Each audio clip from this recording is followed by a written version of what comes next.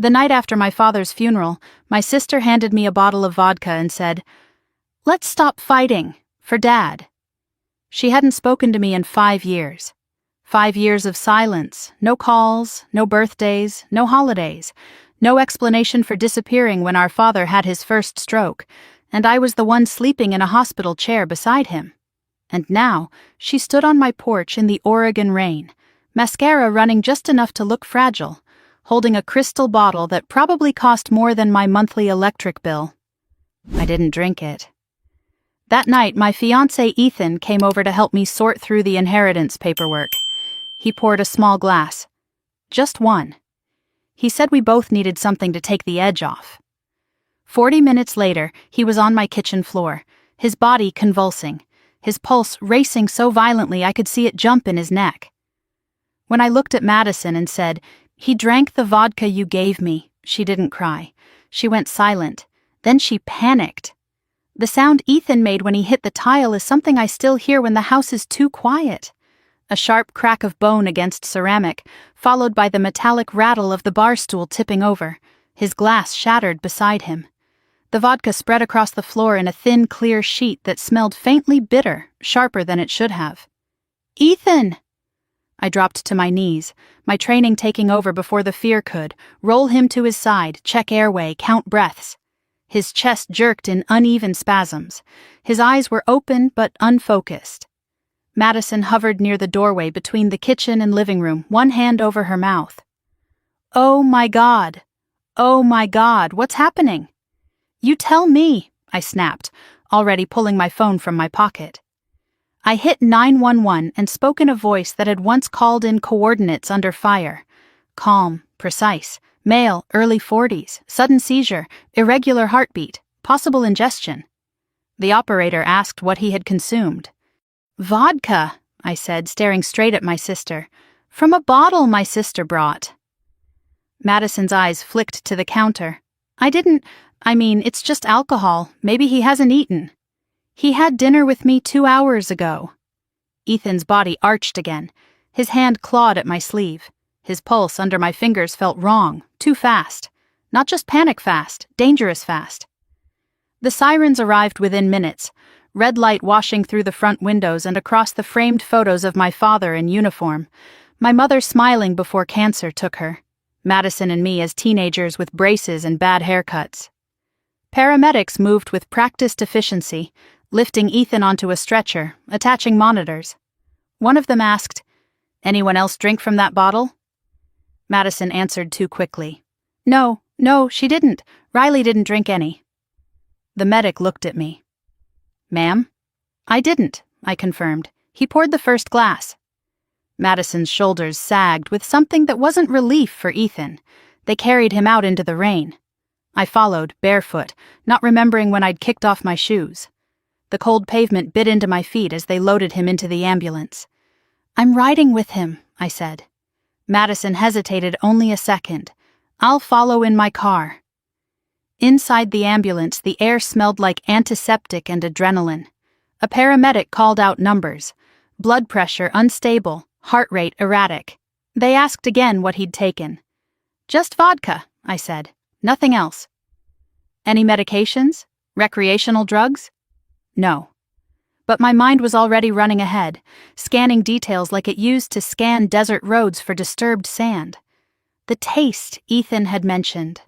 The way Madison kept asking if I'd had any. At the hospital, they rushed him straight into the emergency room. I stood in the hallway, hands shaking only after the doors swung closed. Madison appeared beside me, rain still clinging to her coat. "Riley, I swear, I bought that at duty-free in Seattle."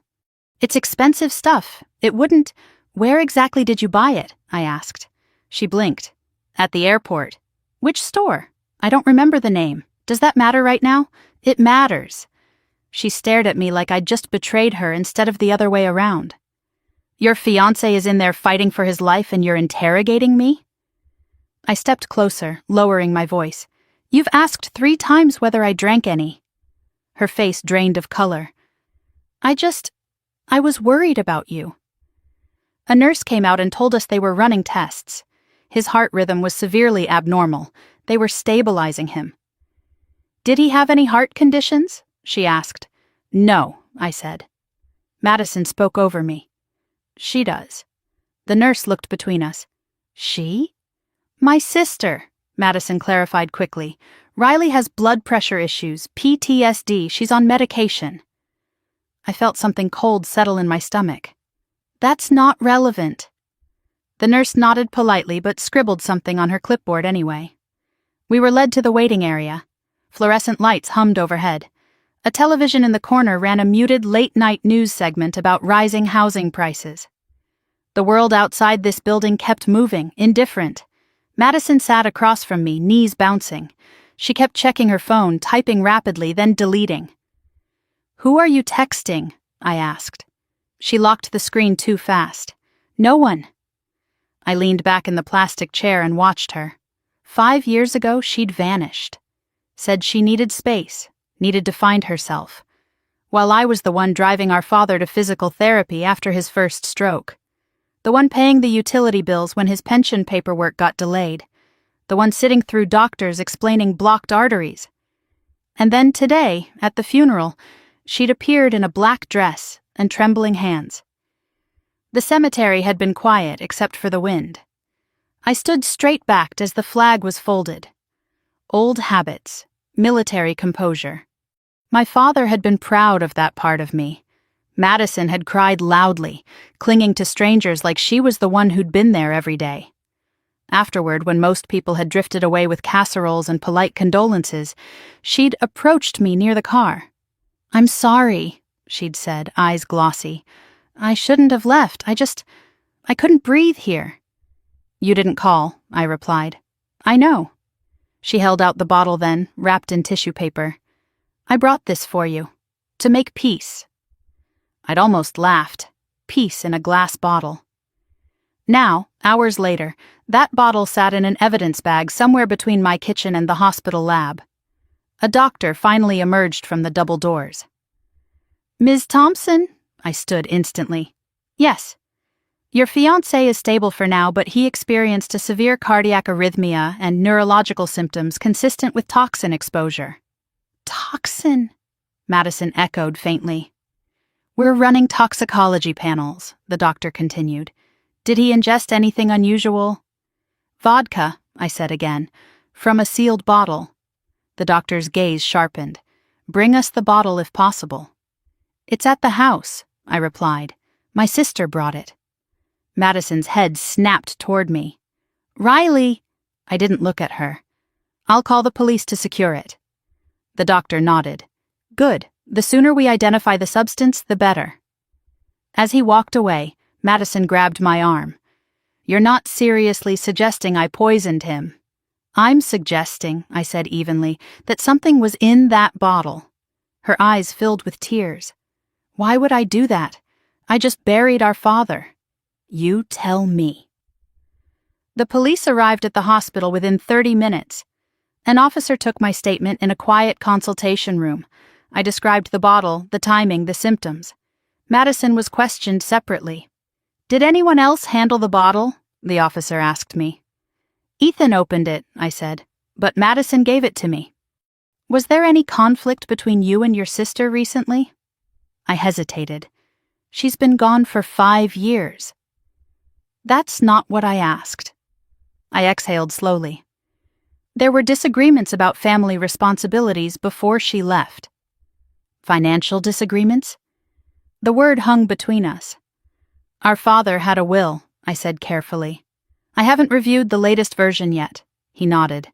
We'll need access to your home to retrieve the bottle. I'll let you in. When I stepped back into the waiting area, Madison was standing near the vending machines, whispering into her phone. I don't know yet, she said. No, she didn't drink it. I told you. She froze when she saw me. The phone lowered slowly. Told who? I asked. No one, she said again, but her voice lacked conviction. What did you mean? She didn't drink it. Her jaw tightened.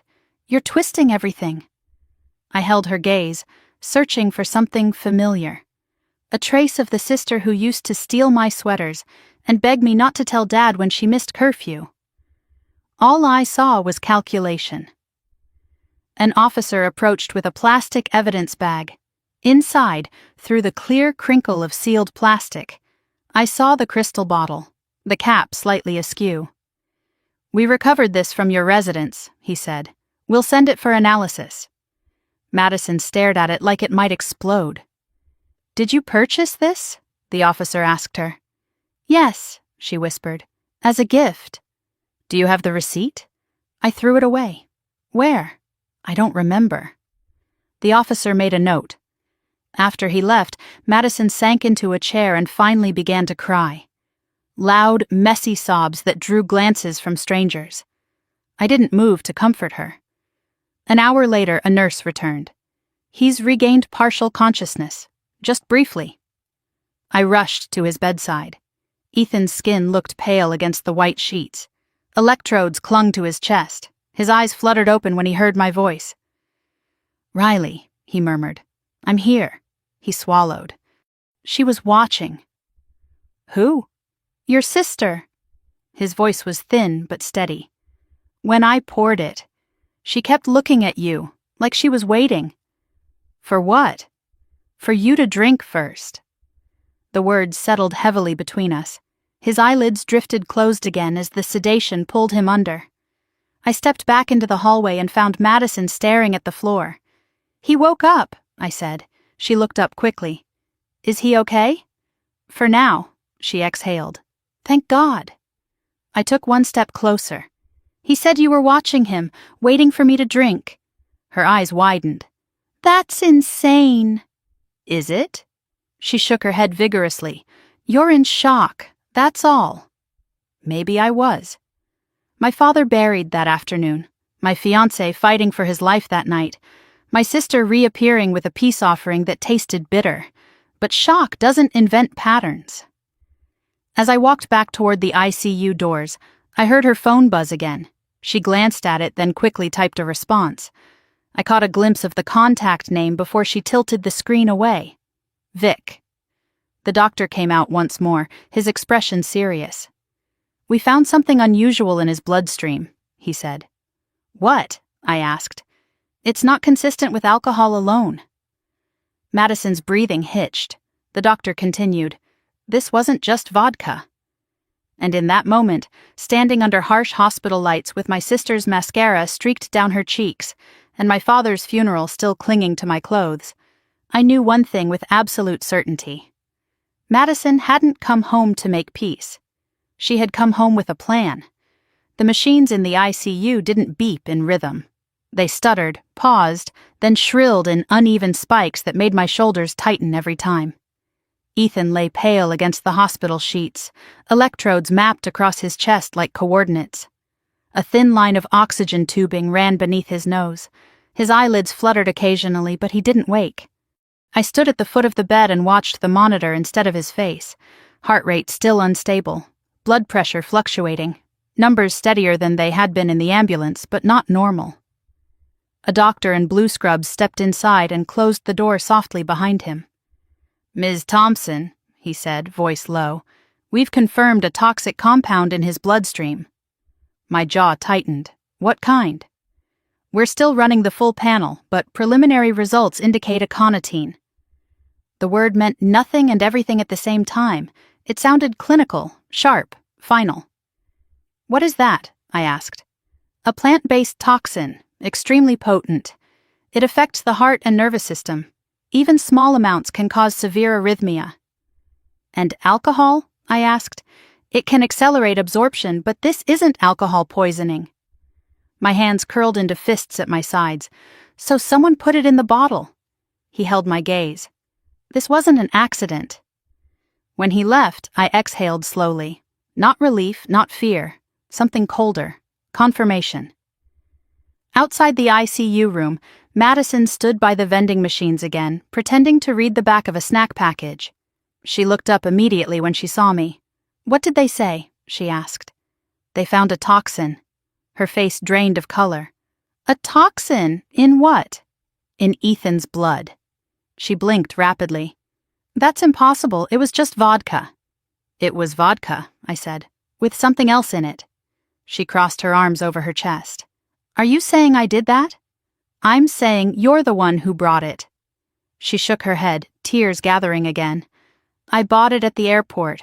It was sealed, I swear. Did you open it before giving it to me? No. Did you leave it anywhere unattended? I don't know, it was in my bag. In your bag, I repeated. Her voice rose slightly.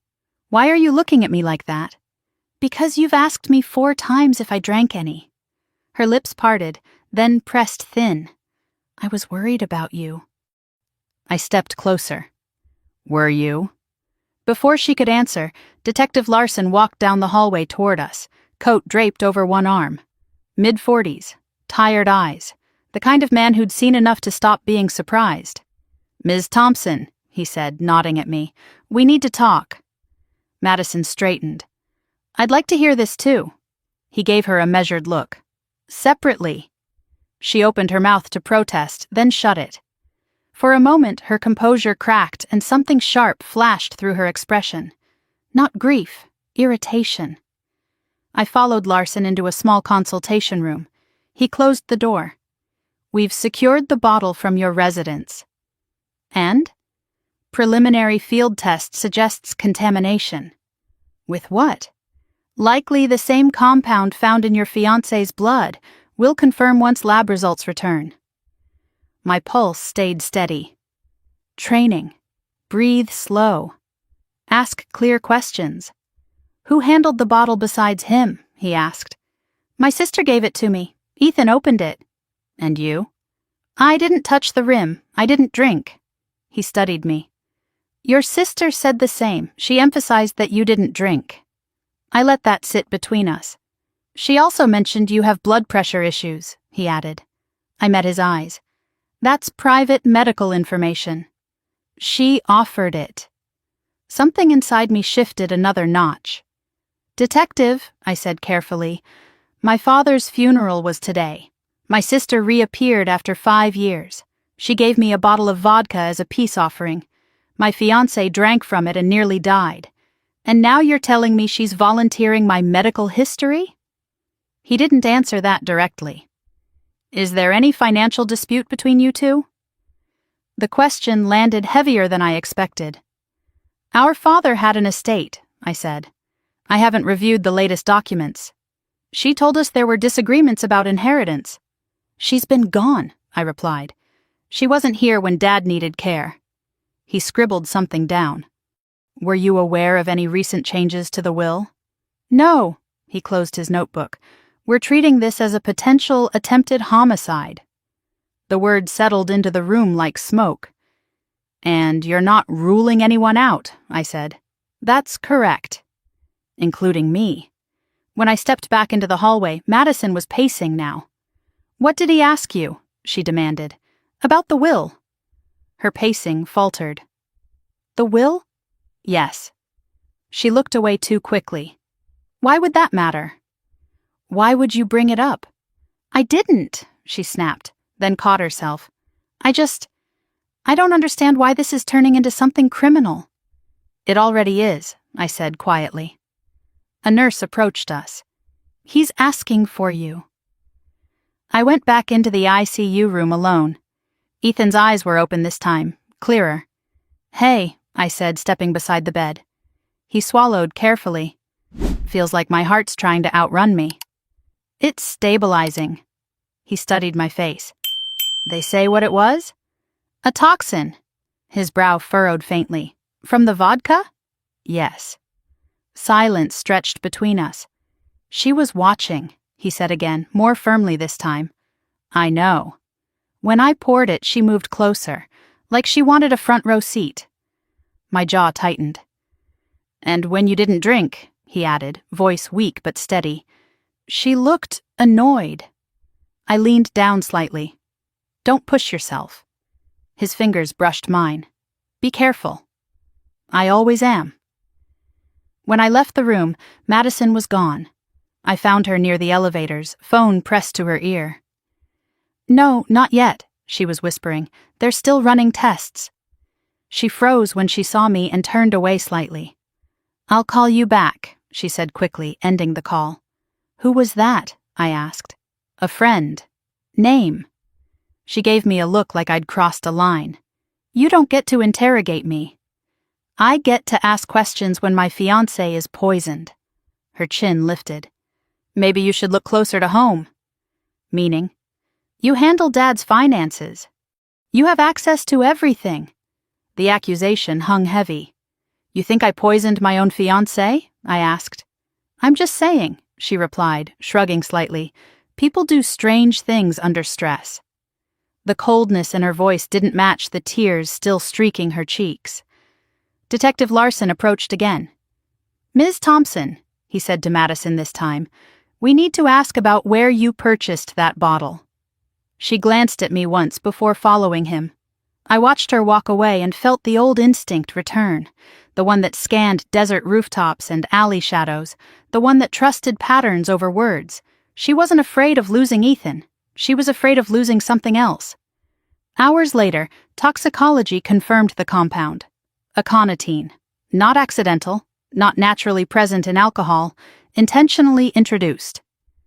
Larson returned to the waiting area where I sat alone.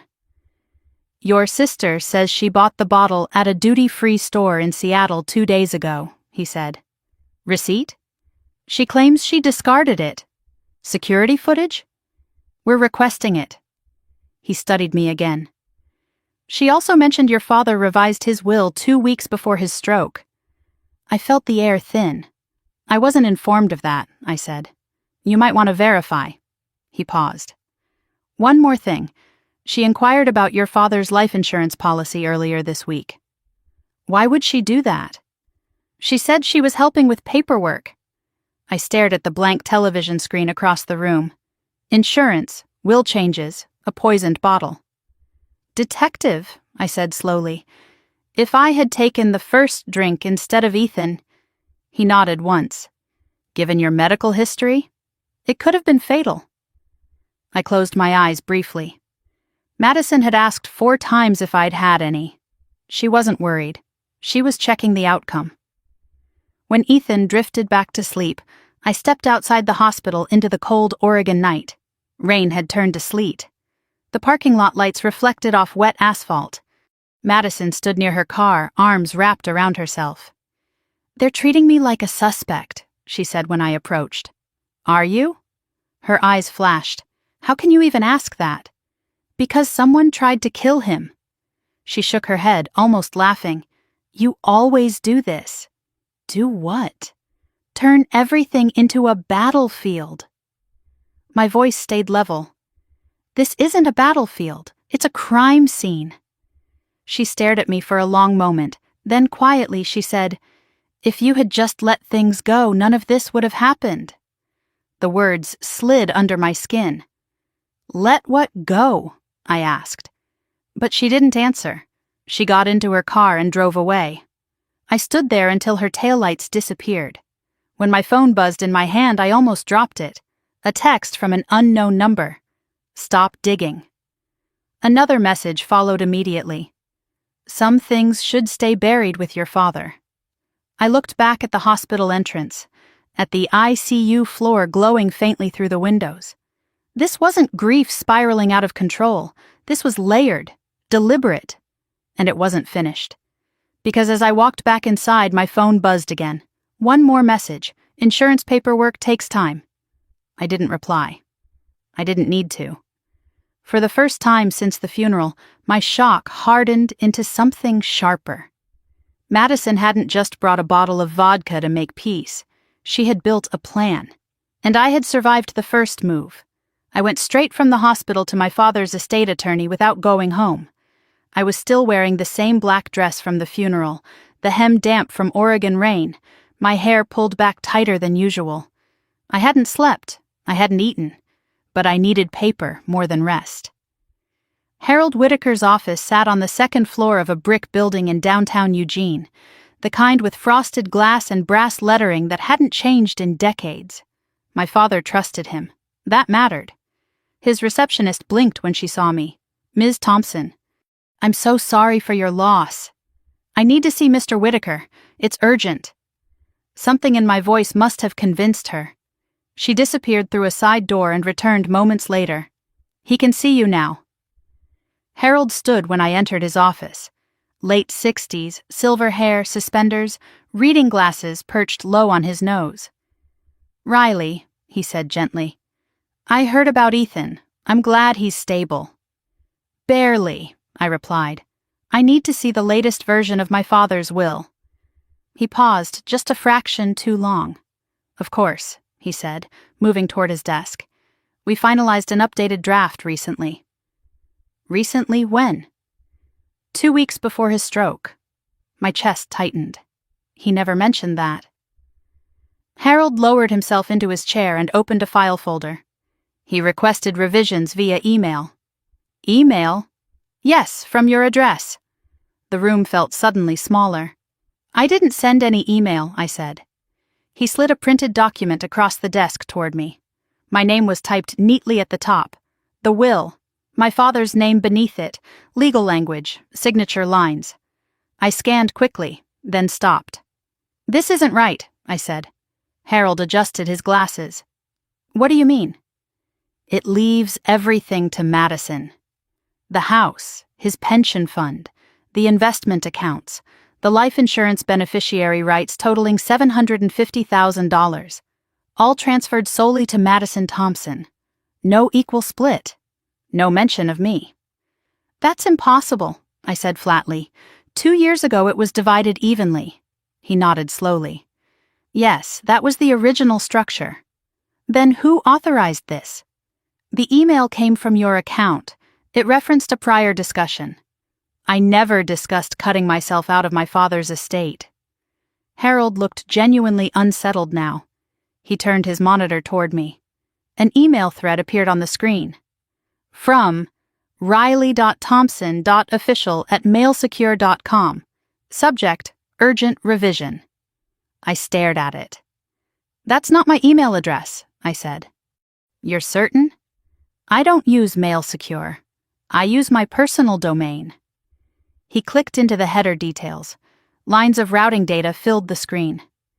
"Can you trace where it originated?" I asked. "I can attempt to." He leaned closer, scrolling through the metadata. His expression shifted. "It appears the login originated from Seattle," he said quietly. Seattle. Madison's apartment. "When was this sent?" I asked. He checked the timestamp. 10 days before your father's stroke." 10 days. "So, someone hacked your system," I said. He cleared his throat. "Our server was accessed remotely. We believed it was legitimate at the time because the credentials matched." "My credentials?" "Yes, your password was entered correctly." I felt my jaw tighten. I hadn't changed that password in years. "Do you have security footage?" I asked. "For after-hours entries?" "Yes." He hesitated, then nodded. "We do." He pulled up archived video from the night before the document was finalized. The screen flickered to grainy black and white footage of his office hallway. Timestamp in the corner. At 2:23 in the morning, a figure entered the frame. Baseball cap pulled low, oversized coat, head down. My pulse slowed instead of racing. The figure moved directly to Harold's office door. No hesitation, no searching. She knew exactly where to go. "How long was she inside?" I asked. Harold checked the footage. 8 minutes. The figure exited, cap still low, and disappeared down the hall. "She didn't force entry," I said. "No." "So she had access." Harold's lips pressed thin. "Can you enhance it?" I asked. "We can attempt to." Even without clarity, I recognized the posture, the height, the narrow shoulders. Madison. "She called me that week," Harold said slowly, as if remembering something uncomfortable. "Asking questions about probate timelines." "What kind of questions?" "How long after death the estate would clear. Whether beneficiary changes could be contested." I let that settle. "Did she ever come in person?" I asked. "Not during office hours." I reached into my purse and pulled out the sympathy card Madison had left on my kitchen counter after the funeral. "You deserve to relax," it read in her looping handwriting. I slid it across the desk. "Compare it," I said. Harold opened an older file from his cabinet. A birthday card Madison had once sent my father. Same exaggerated loops on the capital letters. Same slight tilt to the right. He held them side by side. They are remarkably similar, he admitted. Run a formal comparison, I said. He nodded. I leaned back in the chair and stared at the ceiling for a moment.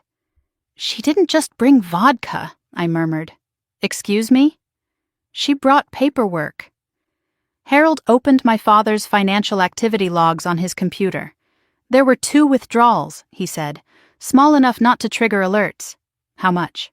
$25,000 labeled consulting fee. Then another $10,000 2 weeks later. To whom?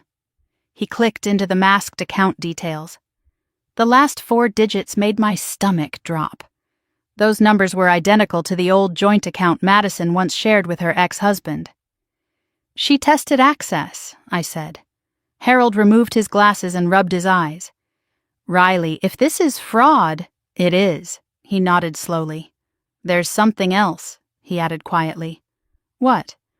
Your father seemed uneasy the last time he was here. He mentioned Madison had been asking about the life insurance payout. When? About a month before his stroke. The room felt too quiet. Did he express concern? I asked. He said she thought money equaled fairness. Fairness. I remembered that word. Madison had used it often growing up. It's not fair you get praised more. It's not fair Dad trusts you with things. It's not fair you left and came back decorated. She'd never seen my deployment as sacrifice. Only as attention. When exactly was the will finalized? I asked. Digitally signed 10 days before the stroke, hard copy placed in file. And the original? In our archive. Pull it. He retrieved the earlier version. Equal split. Both our names clearly typed. Dated 2 years ago. I took photos of both documents with my phone. This is forgery, I said. He didn't argue. Riley, he said carefully, if someone accessed our system and impersonated you, this becomes criminal. It already is. I stood. I'm forwarding everything to Detective Larson. He nodded again. I'll cooperate fully. As I reached the door, he spoke once more. Your father trusted you, he said quietly. He often said you were the stable one. The stable one. I stepped out into the cold Oregon air and let the door close behind me. The wind cut across my face, sharp and bracing. 10 days before his stroke, 2 withdrawals, a forged will, a bottle of vodka laced with aconitine. This wasn't grief. It was timing. My phone buzzed. Detective Larson. We're expanding the case, he said when I answered. Toxicology confirmed aconitine in the bottle. Lab found reseal marks on the cap. I have something for you, I replied. The will was altered from a Seattle IP address, likely Madison's apartment. He went silent for a second. That's significant. There's more, I said. Small transfers from my father's account to an account connected to her. Email me everything. I will. I ended the call and looked up at the gray sky. Madison hadn't come back to mourn. She'd come back to collect. And if I had taken that first drink instead of Ethan, the revised will would have left everything in her hands without question. My death, her inheritance, clean, efficient. Except she hadn't planned on one thing. I survived war zones. I survived grief. And I wasn't going to be erased by a glass of vodka in my own kitchen. As I walked toward my truck, the wind carried a faint smell of rain and snow. Behind me, inside Harold Whitaker's office, 2 versions of my father's legacy sat on his desk. One real, one forged. Madison thought she had rewritten the future. She forgot that paper leaves a trail, and I knew how to follow it. I brought my prescription bottles to Dr. Karen Holloway the morning after I left Harold Whitaker's office. The clinic smelled like antiseptic and burnt coffee. I hadn't changed out of yesterday's clothes. I didn't care. Dr. Holloway had treated me for years, through sleepless nights, blood pressure spikes, the steady management of PTSD that followed me home from the Gulf. She knew my baseline better than most people knew my face. What's going on? she asked as I set the orange pill bottles on her desk. I need you to look at these. She picked up the first one, unscrewed the cap, and poured a few tablets into her palm. Her brow furrowed almost immediately. These aren't the usual shape, she said. That's what I thought. She compared the imprint code against her tablet. Her fingers moved quickly across the screen. This isn't your prescribed dosage, she said quietly. And this isn't even the same medication. My pulse didn't spike. It narrowed. What is it? I asked. A beta blocker with a much stronger hypotensive effect. If taken in combination with alcohol, especially in someone with your history... She didn't finish the sentence. How severe? I pressed. It could cause a dangerous drop in blood pressure, loss of consciousness, cardiac complications. Fatal? I asked. She met my eyes. Yes. The room went still. These were filled at my usual pharmacy, I said. She checked the label. Yes, but this isn't what we prescribed. Could the pharmacy have made an error? It's possible, she said carefully, but unlikely at this scale. The imprint codes don't match your chart at all. When were these filled? I asked. She scanned the label. 3 days before your father's funeral. 3 days. Madison had arrived the day before the funeral. Run a lab analysis, I said. I will, but Riley... She hesitated. Why are you asking this now? My fiancé is in the ICU, I said. Poisoned with aconitine. Her eyes widened. My God! And if I had taken the first drink instead of him, I continued, with this in my system... She exhaled slowly. It would have been catastrophic. I stared at the pills in her hand. This wasn't improvisation. This was planning. I drove straight home after leaving her office. The house felt different the second I unlocked the door. Same furniture. Same faint scent of my father's old cologne lingering in the hallway. But something underneath had shifted. I walked to the kitchen first. The counter where the vodka had sat was wiped clean by forensics, but I could still see the faint outline where the bottle had rested. A thin circle in the wood grain. I opened the drawer beside the sink where I kept spare keys. Empty. I stood still for a moment. The spare key had always been there, since my father gave it to me after my first deployment. Just in case, he'd said. Madison had helped clean the house the night before the funeral. She'd insisted on organizing my bedroom drawers while I was downstairs answering condolence calls. 10 minutes alone upstairs. I moved down the hallway to my bedroom. The bed was made, the dresser drawers aligned, but the small ceramic bowl on my nightstand was shifted slightly left. I always kept it centered. I opened the top drawer where I stored medications. The prescription bottle Dr. Holloway had just examined had been sitting right there. I knelt down and pressed my palm against the hardwood floor. No forced entry, no broken locks, just access. Someone hadn't broken in, they had walked in. My phone buzzed. Detective Larson. Lab confirmed aconitine in the vodka, he said without preamble. Concentration consistent with deliberate dosing. I have something else, I replied. My medication was switched. Silence on the other end. Explain, he said.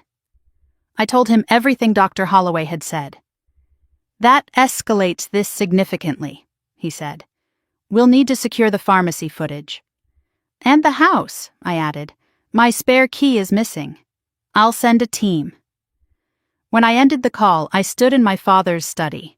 The desk drawer where I kept the insurance paperwork was slightly misaligned. I pulled it open. The life insurance policy was still there, $750,000. Beneficiary designation tied to the current will. If I died before probate was contested, the revised will would place everything in Madison's hands. No fight, no suspicion. A grieving sister who lost her father and her sibling in quick succession. Natural complications, sympathy, money.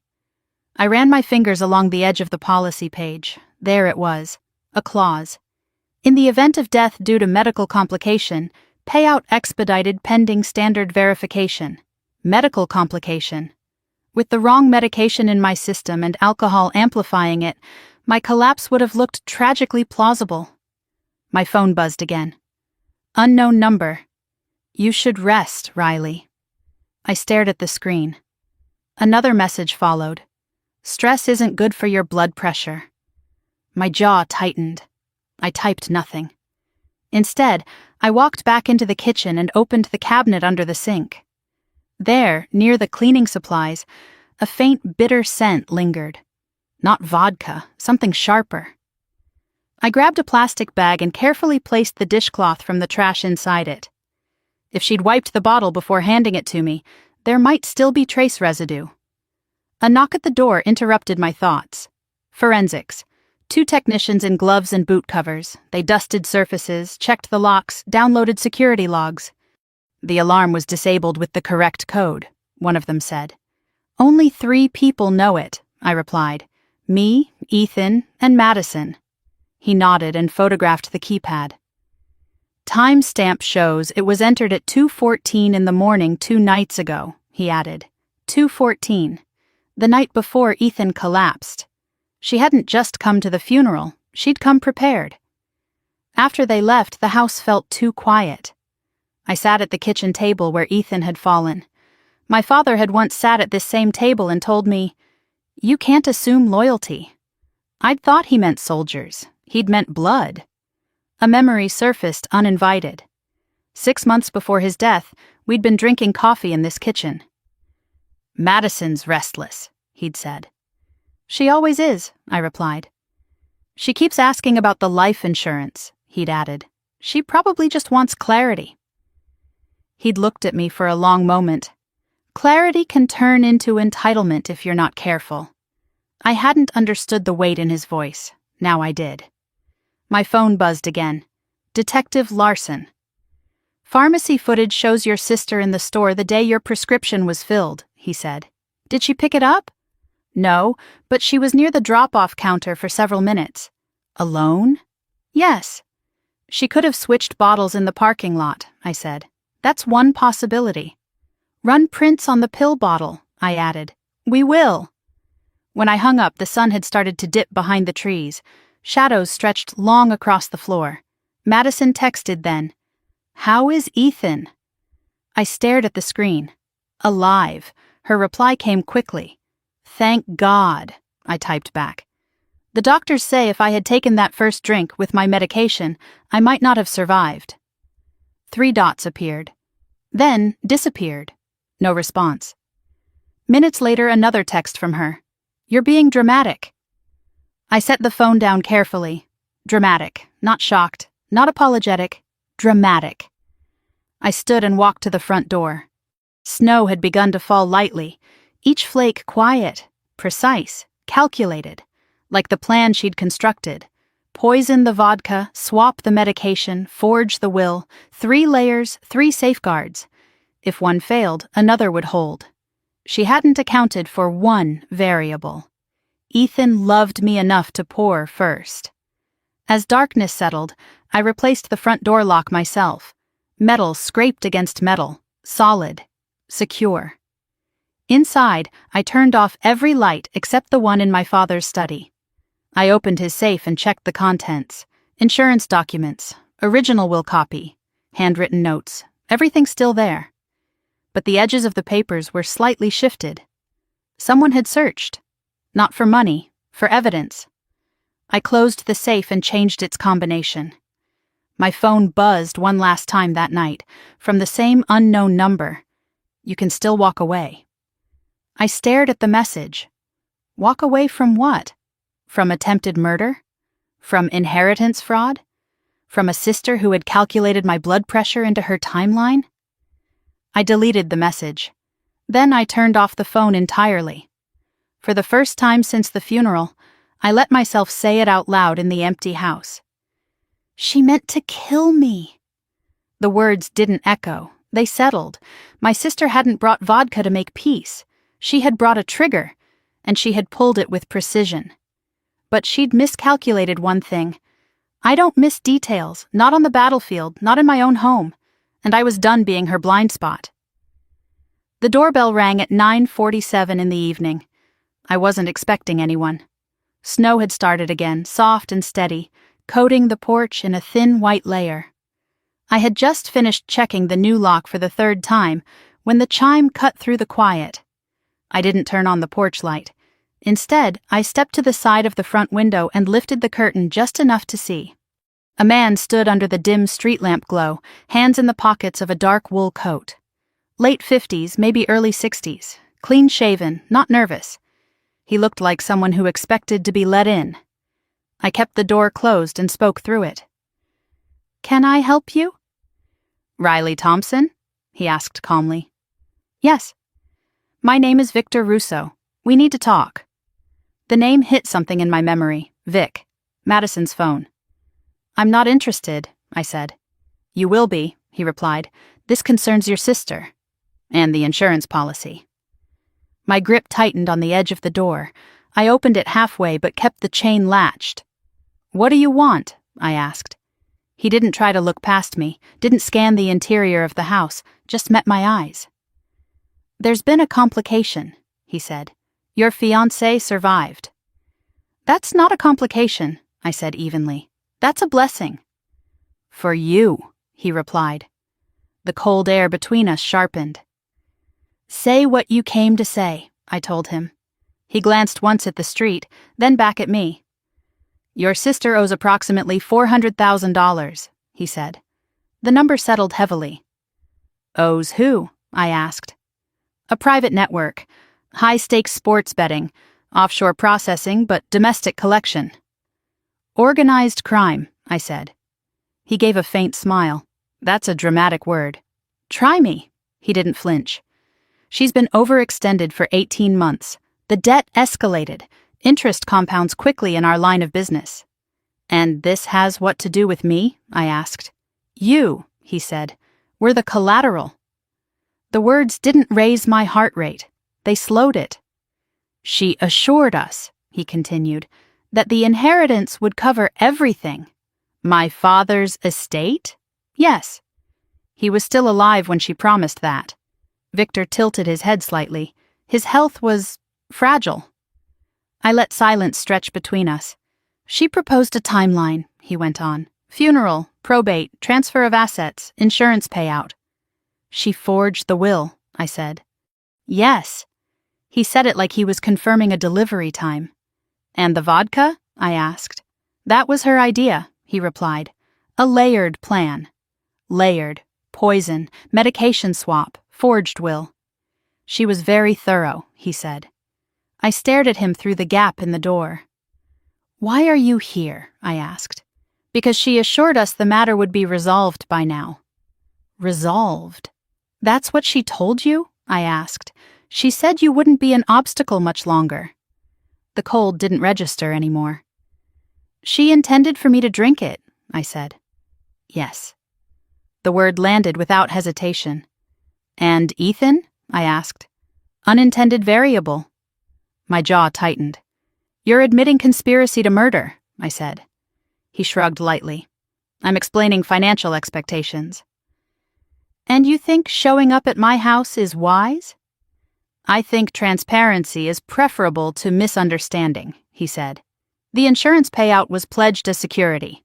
If the payout doesn't occur, other avenues are explored." "Are you threatening me?" I asked. "I'm informing you." Snow gathered on his shoulders, melting slowly into the wool. "She used the life insurance as collateral," I said. "Yes." "For a gambling debt?" "Yes." "How long has she been involved with your network?" 18 months seriously, longer casually. I thought about the timeline. 18 months ago, Madison had still been mostly silent, sporadic texts, occasional vague promises to visit. "She was confident," Victor added, "very confident. She believed the emotional timing would shield her from scrutiny." "Emotional timing," I repeated. "A father's funeral," he said quietly. "No one questions grief." My hand tightened on the doorframe. "She told you how?" I asked. "How what?" "How she would make it look natural." He didn't blink. "She researched compounds that mimic cardiac failure. She was aware of your blood pressure condition." The room behind me felt suddenly too small. She knew my medication schedule, I said. Yes. The word felt like a blade. She said alcohol would accelerate the effect, he added. If symptoms appeared shortly after the funeral, stress would be assumed. My father buried that morning, my body on that kitchen floor by night. She rehearsed narratives, Victor said, in case of investigation. What kind of narratives? I asked. That you were emotionally unstable, that you'd been drinking more since the funeral, that your health was deteriorating. I almost laughed. She was thorough, he repeated. Why are you telling me this? I asked again. He exhaled slowly. Because when operations attract federal attention, our interests change, he said. Your sister has become a liability. Because she failed. Yes. Because she failed to kill me. Yes. The directness of it almost impressed me. And what do you want from me? I asked. Clarity, he said. If the inheritance transfers, the debt can be resolved quietly. If it does not, other parties become impatient. I'm not negotiating with you, I said. I'm not asking you to. His eyes narrowed slightly. I'm advising you that your sister overpromised, and people who overpromise create pressure. On me, I asked. For now. I let the words settle. If you think intimidation will change anything, I said calmly, you miscalculated. His expression shifted just slightly. She said you were predictable, he said. What did she say? That you would fight emotionally first. That you would hesitate to involve federal authorities because of family loyalty. I smiled faintly. She misjudged that too. He studied me for a long moment. You don't seem surprised, he said. I served in the Gulf, I replied. Surprise is inefficient. A flicker of something like respect crossed his face. She believed the insurance payout of $750,000 would clear within weeks if death was ruled natural, he continued. Probate complications were accounted for. She intended to settle $400,000 immediately and negotiate the remainder. She used the word collateral, I said. Yes. Did she ever express regret? No. The answer came too fast to doubt. She said you always survived everything, he added quietly, and that this time you wouldn't. The words echoed in my mind. She always survives everything. I want proof, I said. He reached into his coat and removed a small envelope. I'm not foolish enough to carry originals, he said, but copies are instructive. I unlatched the chain and opened the door fully. He handed me the envelope. Inside were printed screenshots of text exchanges. Madison's name at the top. One message read, "Once Riley's gone, probate clears faster." Another, "She always survives everything. This time she won't." My stomach didn't drop. It solidified. You're handing me evidence, I said. I'm protecting my organization, he replied. Your sister's arrest jeopardizes more than her freedom. So you sacrifice her. She was already sacrificed the moment your fiancé lived. Snow thickened around us. You understand, he said, that if she's convicted, certain investors lose faith. I don't care, I said. You should. Why? Because desperation spreads. He stepped back from the porch. I've said what I came to say, he added. Your sister built a 3-layer plan. Poison, medication, forged will. It would have worked. But it didn't. No, he said softly. It didn't. He turned and walked toward a black sedan parked half a block away. I watched until he got in and drove off. Then I closed the door and locked it. Inside, the house felt heavier. I laid the envelope on the kitchen table. 3 layers. She had engineered my death like a project. Step 1, alter inheritance. Step 2, ensure death appears natural. Step 3, collect payout. The phone rang before I could sit down. Detective Larson. We've confirmed significant gambling transactions linked to Madison, he said. Offshore accounts, shell transfers. She used the insurance policy as collateral, I said. There was a pause. How do you know that? He asked. Victor Russo just left my porch. Silence. You let him leave? He asked. He came to talk. What did he say? Everything. I relayed the conversation.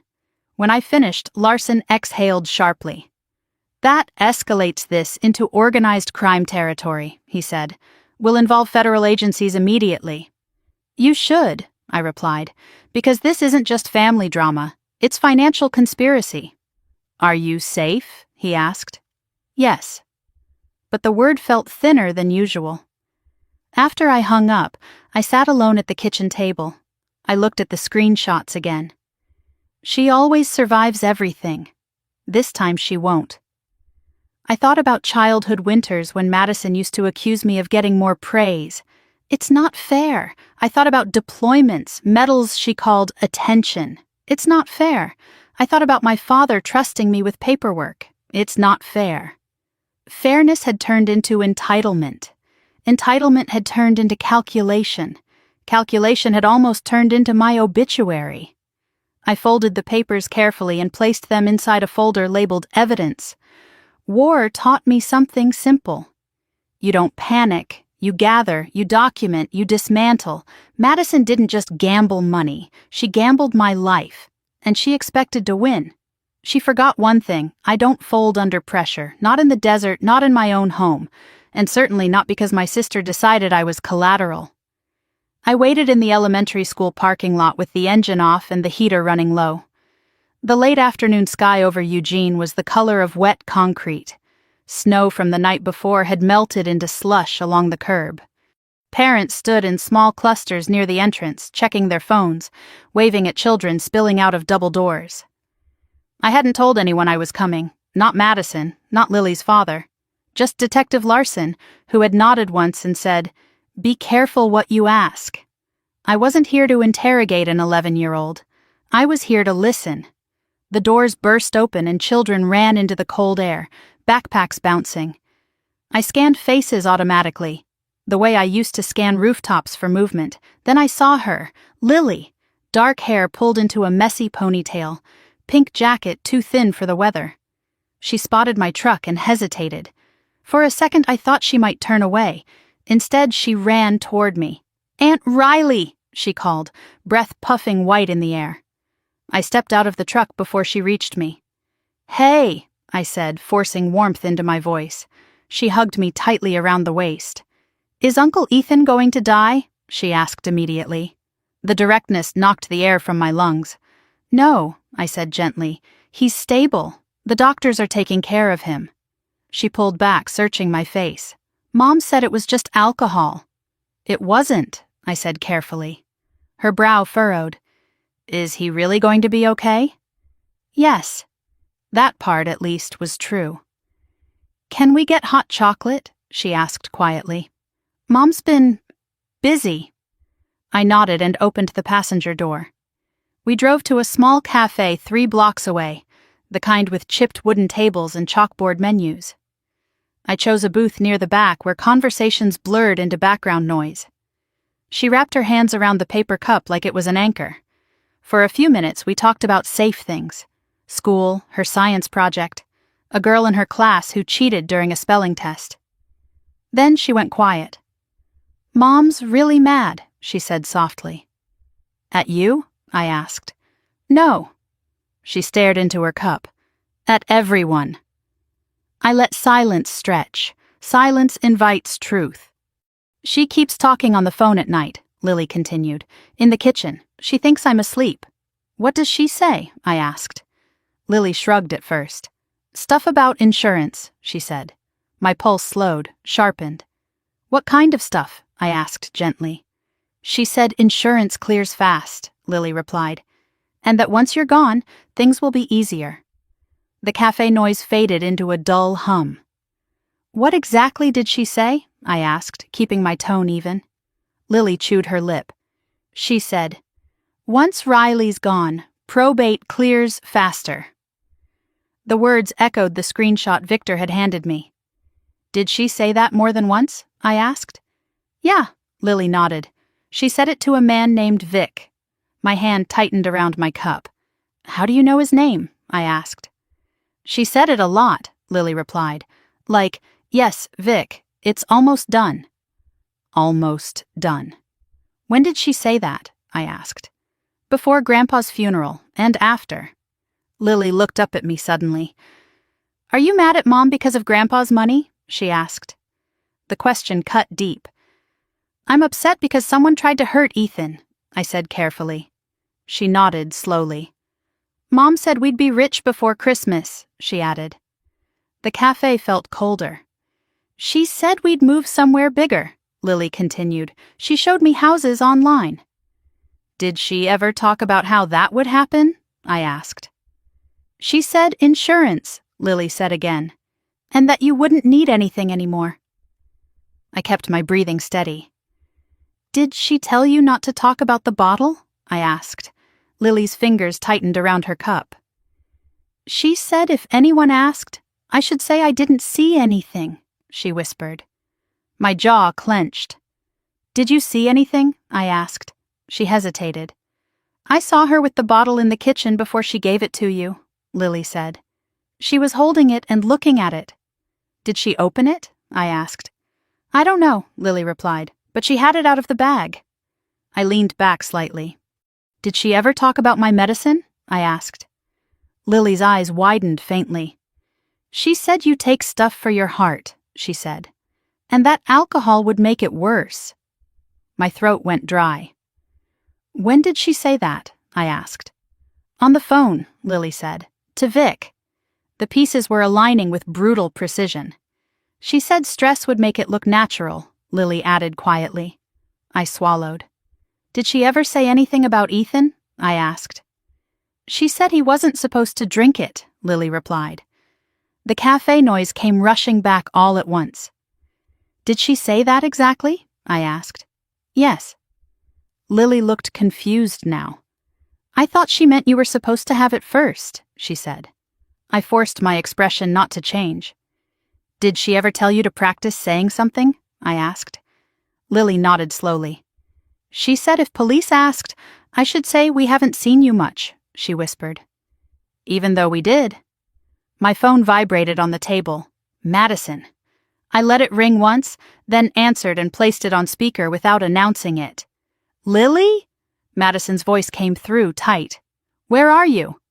With Aunt Riley, Lily replied. Silence. Then, did you tell her anything? Lily glanced at me. No, she said softly. Madison exhaled audibly. Good. We're almost safe, she murmured. The line went dead. Almost safe. I ended the call and looked at Lily. Sweetheart, I said gently, you didn't do anything wrong. She stared at the table. I don't want Mom to go to jail, she whispered. The words hit harder than anything else she'd said. I don't want that either, I replied honestly. But she said if you died, everything would belong to us, Lily added, voice trembling, and we wouldn't have to worry anymore. I reached across the table and covered her hand with mine. Money doesn't fix worry, I said quietly. She nodded, eyes glossy. She's been really scared lately, Lily added, like someone's watching her. That part didn't surprise me. When did she start acting like that? I asked.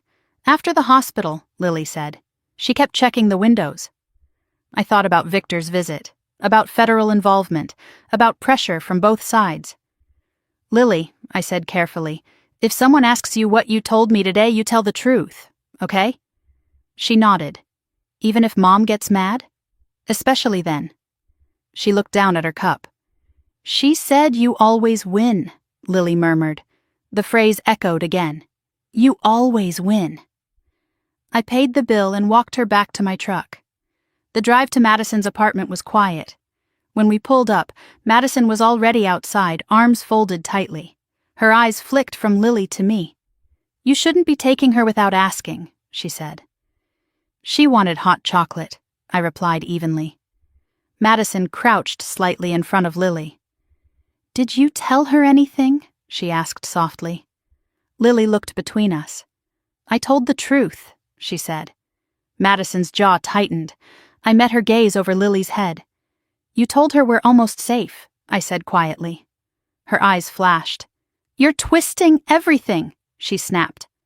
I leaned closer, keeping my voice low. You rehearsed narratives. You studied my medication. You altered the will. Her face drained of color. You have no proof, she whispered. I straightened. I have more than you think. She stood slowly, pulling Lily closer. This is harassment, she said loudly now. You're traumatizing my daughter. You did that, I replied calmly. Her expression shifted, anger rising, composure thinning. You always had to be the hero, she said. Even now. I didn't respond, because for the first time, I wasn't trying to be a hero. I was trying to stop a cycle. Lily squeezed my hand briefly before stepping inside with her mother. Madison lingered a second longer. You could still walk away, she said quietly. From what? I asked. From all of this. I held her gaze. You tried to kill me, I said softly. Her eyes flickered. No, she said. I tried to fix things. Then she went inside. I sat in my truck for a long moment after the door closed. Snow began falling again, light and steady. I pulled out my phone and called Detective Larson. I have more, I said when he answered. I told him everything Lily had said. He was silent for a moment. That corroborates Victor's statement, he said. She told Lily I wouldn't last long, I added. That's powerful testimony, he replied. But she's a child. I know. Would you be willing to document the conversation? Yes. When I ended the call, I looked up at the apartment window. Madison moved behind the curtain. For years, I'd been the one who shielded her from consequences, covered for her, explained away her impulses. Now her own daughter had exposed the truth. I started the engine. For the first time since the funeral, I felt something shift inside me. Not rage, not revenge, resolve. This wasn't just about me surviving. It was about making sure Lily never learned that entitlement was love. And as I drove away, I understood something clearly. Madison hadn't just gambled with money. She had gambled with the future of her own child, and that was a debt far bigger than $400,000. The house felt wrong the second I unlocked the door. Not loud wrong, not obvious, subtle. The air was colder than I'd left it. The faint scent of my father's old pipe tobacco, which usually lingered near the study, seemed diluted. I stepped inside and closed the door quietly behind me. The porch light was on. I was certain I'd turned it off. I didn't move immediately. I listened.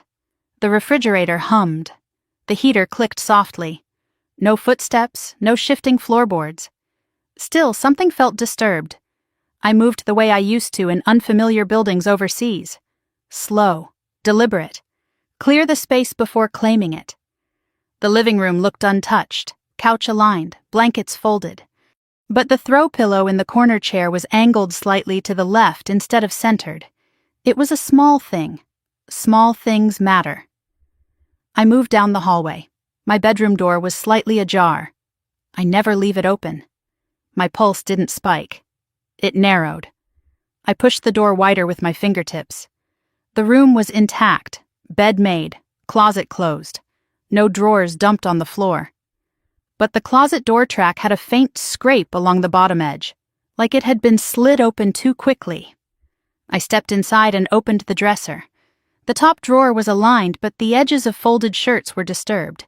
Someone had rifled without disarray. That takes practice.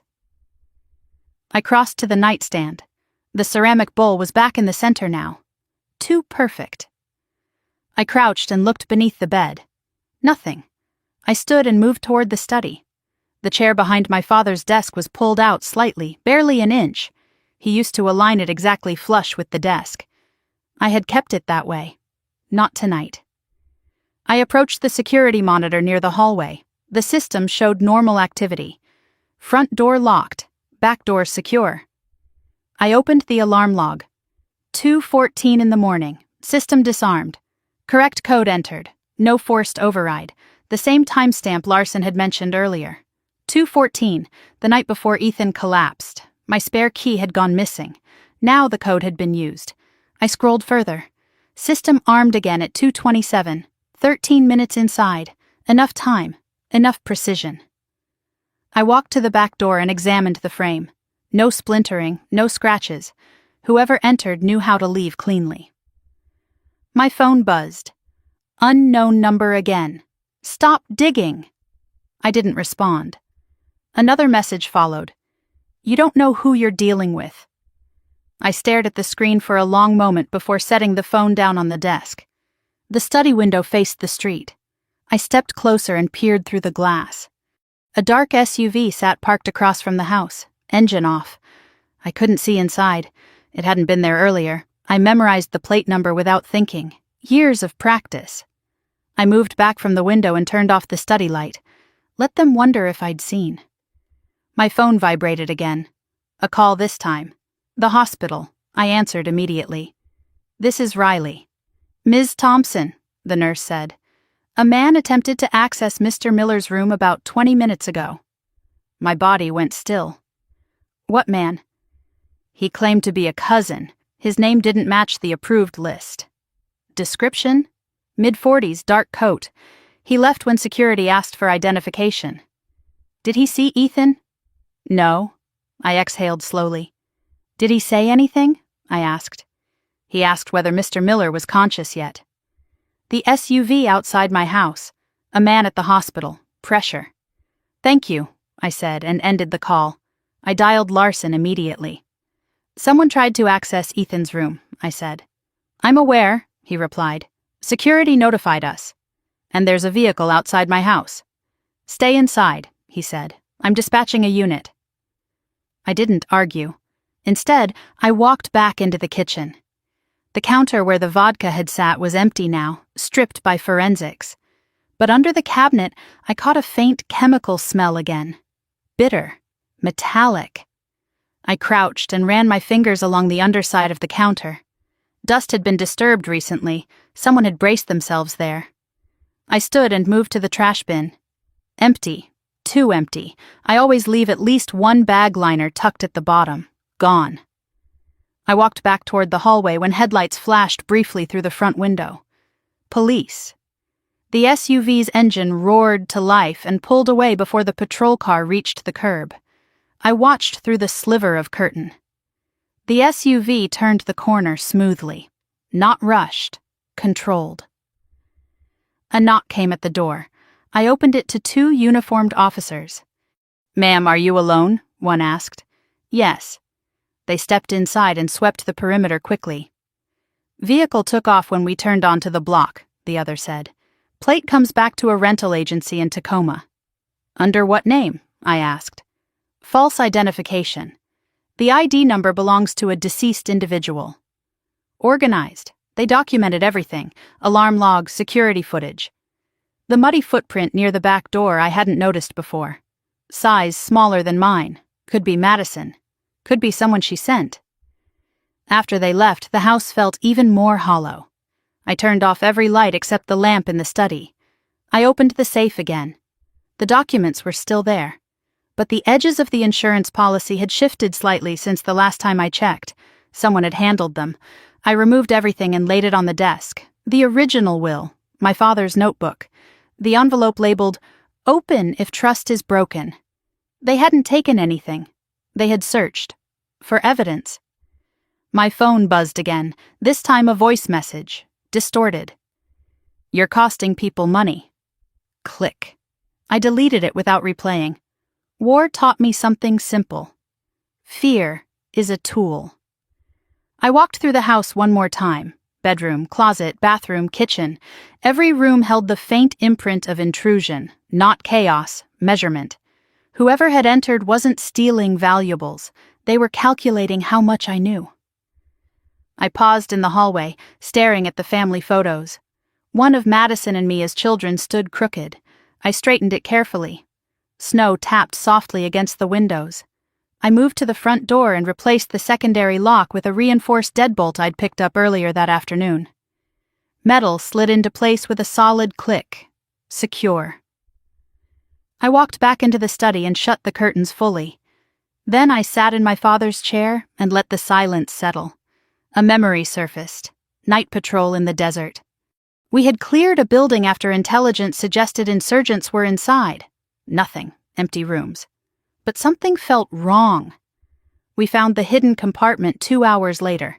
Patience reveals what panic misses. This wasn't random intimidation. This was an attempt to push me off course, to make me hesitate, to make me feel unsafe in my own home. They underestimated something. I don't abandon ground. My phone buzzed again. Larson. FBI is stepping in, he said. Interstate financial fraud and attempted homicide connected to organized betting. You'll have surveillance support. Good, I replied. Are you shaken? He asked. No. That wasn't entirely true, but I wasn't shaken in the way they wanted. I was focused. They're trying to intimidate you, he said. They're trying to see how close I am, I replied. There was a pause. That's exactly what this is, he said. After I hung up, I opened my laptop and documented everything. Timestamp, vehicle description, hospital incident, text messages, every detail. The more light I shone on it, the less power it held. Around midnight, the street outside grew quiet again. No engines, no headlights, just snow. I stood at the window one last time before heading to bed. The yard looked untouched, white, still. But I knew better. Footprints melt, logs erase, messages delete, but patterns remain. And whoever walked through my house that night wasn't stealing. They were measuring. Measuring how far I'd gone. Measuring how much I'd uncovered. Measuring how difficult it would be to stop me. I turned off the final lamp and let the house fall into darkness. If they thought fear would slow me down, they miscalculated. I've walked through real war zones. A shadow on my porch doesn't compare. They wanted me to stop digging.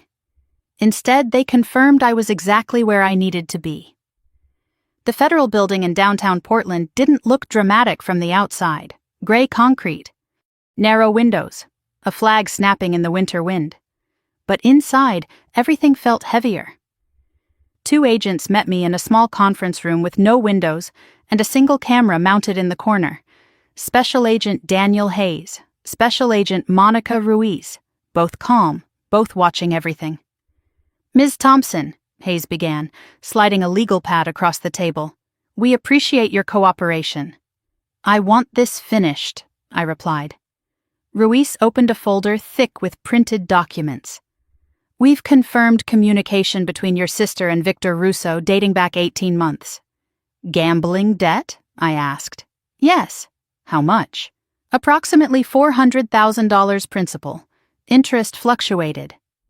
And she pledged my father's insurance policy as collateral, I said.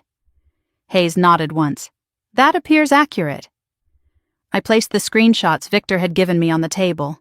Ruiz studied them carefully. These align with what we've pulled from her cloud backup, she said. She didn't wipe it? I asked.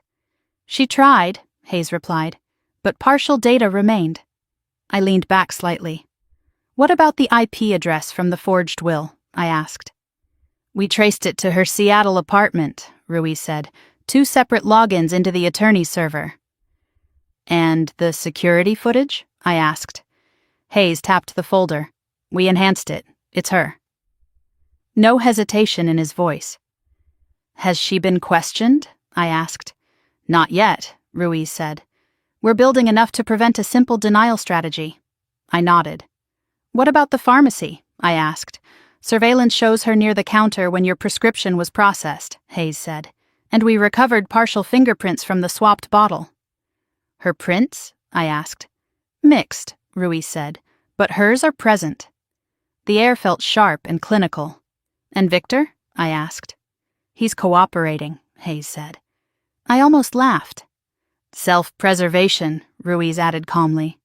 He confirmed the 3-layer plan? I asked. Yes, Hayes replied. Poison in the vodka, medication tampering, forged inheritance documents. And the timing? I asked. Funeral, Ruiz said. High emotional cover, reduced suspicion. I stared at the tabletop for a moment. She researched aconitine online, Hayes continued. Search terms include dosage thresholds and cardiac mimicry. How long? I asked. 2 months.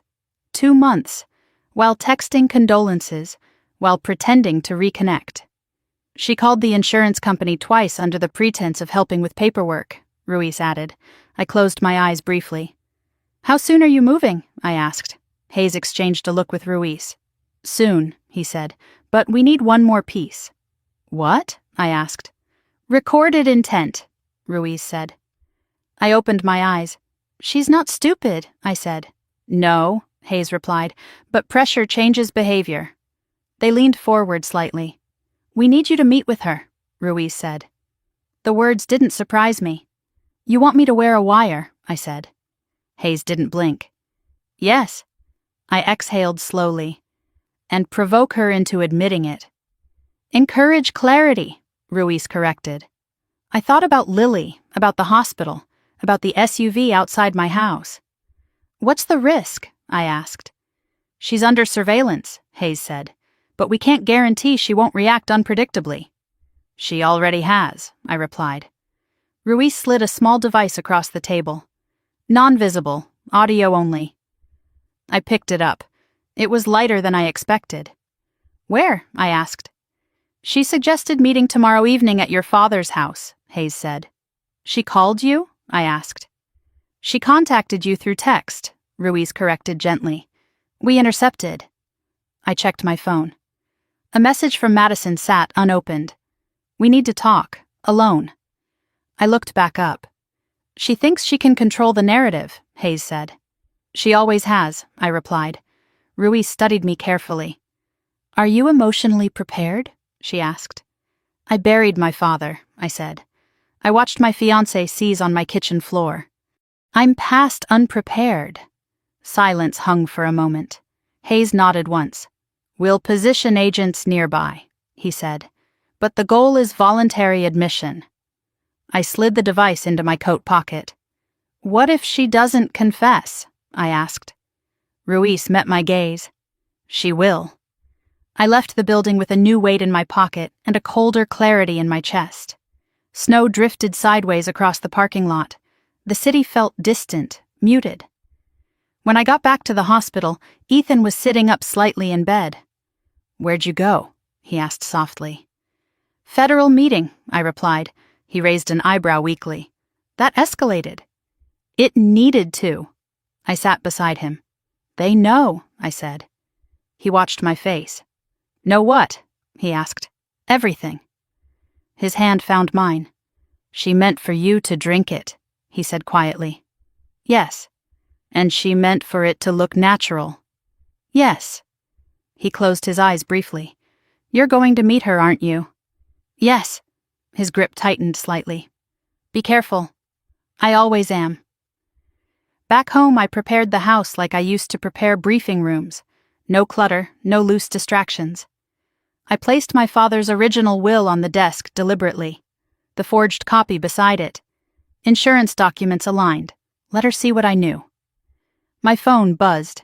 Madison, tomorrow, 8. Dad's house, I typed back. Fine. Her response came instantly. Alone. I didn't answer. Instead, I opened the safe and removed the envelope my father had labeled "Open if trust is broken." I hadn't read it yet. I opened it slowly. Inside was a single page. If either of you ever try to destroy the other over money, you've already lost. He had underlined lost. My chest tightened briefly. Too late. The next evening arrived faster than expected. I attached the recording device beneath the collar of my sweater. Tested it once. Hayes's voice came faintly through the earpiece. Signal clear. I nodded slightly. The house felt colder than usual. Snow layered the yard thickly now. At 7:58, headlights swept across the front window. Madison's car. She stepped onto the porch alone. No tears this time. No mascara streaks. Just calculation. I opened the door before she knocked. You wanted to talk, I said. She stepped inside slowly. Her eyes scanned the room. You changed the locks, she said. Yes. Her gaze landed on the desk in the study. On the documents. You've been busy, she murmured. I have. She walked into the study without invitation. "You always loved this room," she said. "It's where Dad trusted me," I replied. Her jaw tightened. "Still playing the favorite," she said. I leaned against the doorway. "You tried to kill me," I said calmly. Her lips curved faintly. "Don't be dramatic." "The vodka was laced with aconitine." Silence. "My medication was switched." Her eyes flickered briefly. "You forged the will." She stepped closer to the desk. "You think you're so smart," she said softly. "I know you researched cardiac mimicry." Her gaze snapped to mine. "You always had to be better," she whispered. "Better at what?" I asked. "At surviving," she snapped. The word echoed. "You pledged the insurance as collateral," I continued. She laughed once, sharp. "You weren't supposed to notice." There it was, a small crack. "You weren't supposed to survive," she added. The words hung in the air like smoke. Hayes's faint voice buzzed in my ear. "Stay calm." "You rehearsed narratives," I said. "I had to," she replied. "You would have fought." "Yes," I said. "I would have." She stepped closer now. "Do you know what it feels like," she said, voice low, "to always come second?" "This isn't about second," I replied. "It is," she hissed. "Dad trusted you with everything, the money, the house, the attention." "He trusted responsibility," I said. She laughed again. "You call it responsibility. I call it control." "You tried to take control by killing me," I said. Her face hardened. "I tried to fix a problem," she snapped. "With poison." "With opportunity," she corrected coldly. The words felt surgical. "You would have died peacefully," she continued. "Stress, blood pressure, alcohol, no one would have questioned it." "And Ethan?" I asked. "He poured too soon." No remorse. None. "You were collateral," she added quietly. The word echoed Victor's. "You always survive everything," she said. "This time you weren't supposed to." I met her gaze steadily. "You miscalculated." Her eyes flicked briefly toward the hallway. "You think you've won," she said. "I think you've confessed." Her face changed, a flicker of realization. The front door opened behind her. Footsteps. Hayes's voice, no longer distant. "Madison Thompson, you're under arrest for conspiracy to commit murder, financial fraud, identity theft, and related federal offenses." She turned slowly. Agents filled the doorway. Her shoulders stiffened. For a second she looked at me, not with anger, not with regret, with disbelief. "You set me up," she said. "No," I replied quietly. "You built it yourself." They cuffed her without resistance. As they led her toward the door, she stopped once more. "You always win," she whispered. I didn't answer. Because this wasn't winning, it was ending something that should never have started. The door closed behind them. Snow fell steadily outside. Inside, the house felt quieter than it had in days. Not empty, not hollow, just still. The war in my family had moved from shadows into evidence. And this time, she didn't control the narrative. This time, it was on record. The interrogation room was colder than I expected. Not physically, emotionally. Gray walls, metal table bolted to the floor. A camera in the upper corner blinking red. Madison sat with her hands cuffed in front of her, posture straight, chin lifted like she was attending a board meeting instead of facing federal charges. I watched from behind the two-way mirror. Hayes and Ruiz entered without rushing. They sat across from her, placed a recorder on the table, and began. "Madison Thompson," Hayes said calmly, "you understand you're being recorded." "I want a lawyer," she replied immediately. "You'll have one," Ruiz said.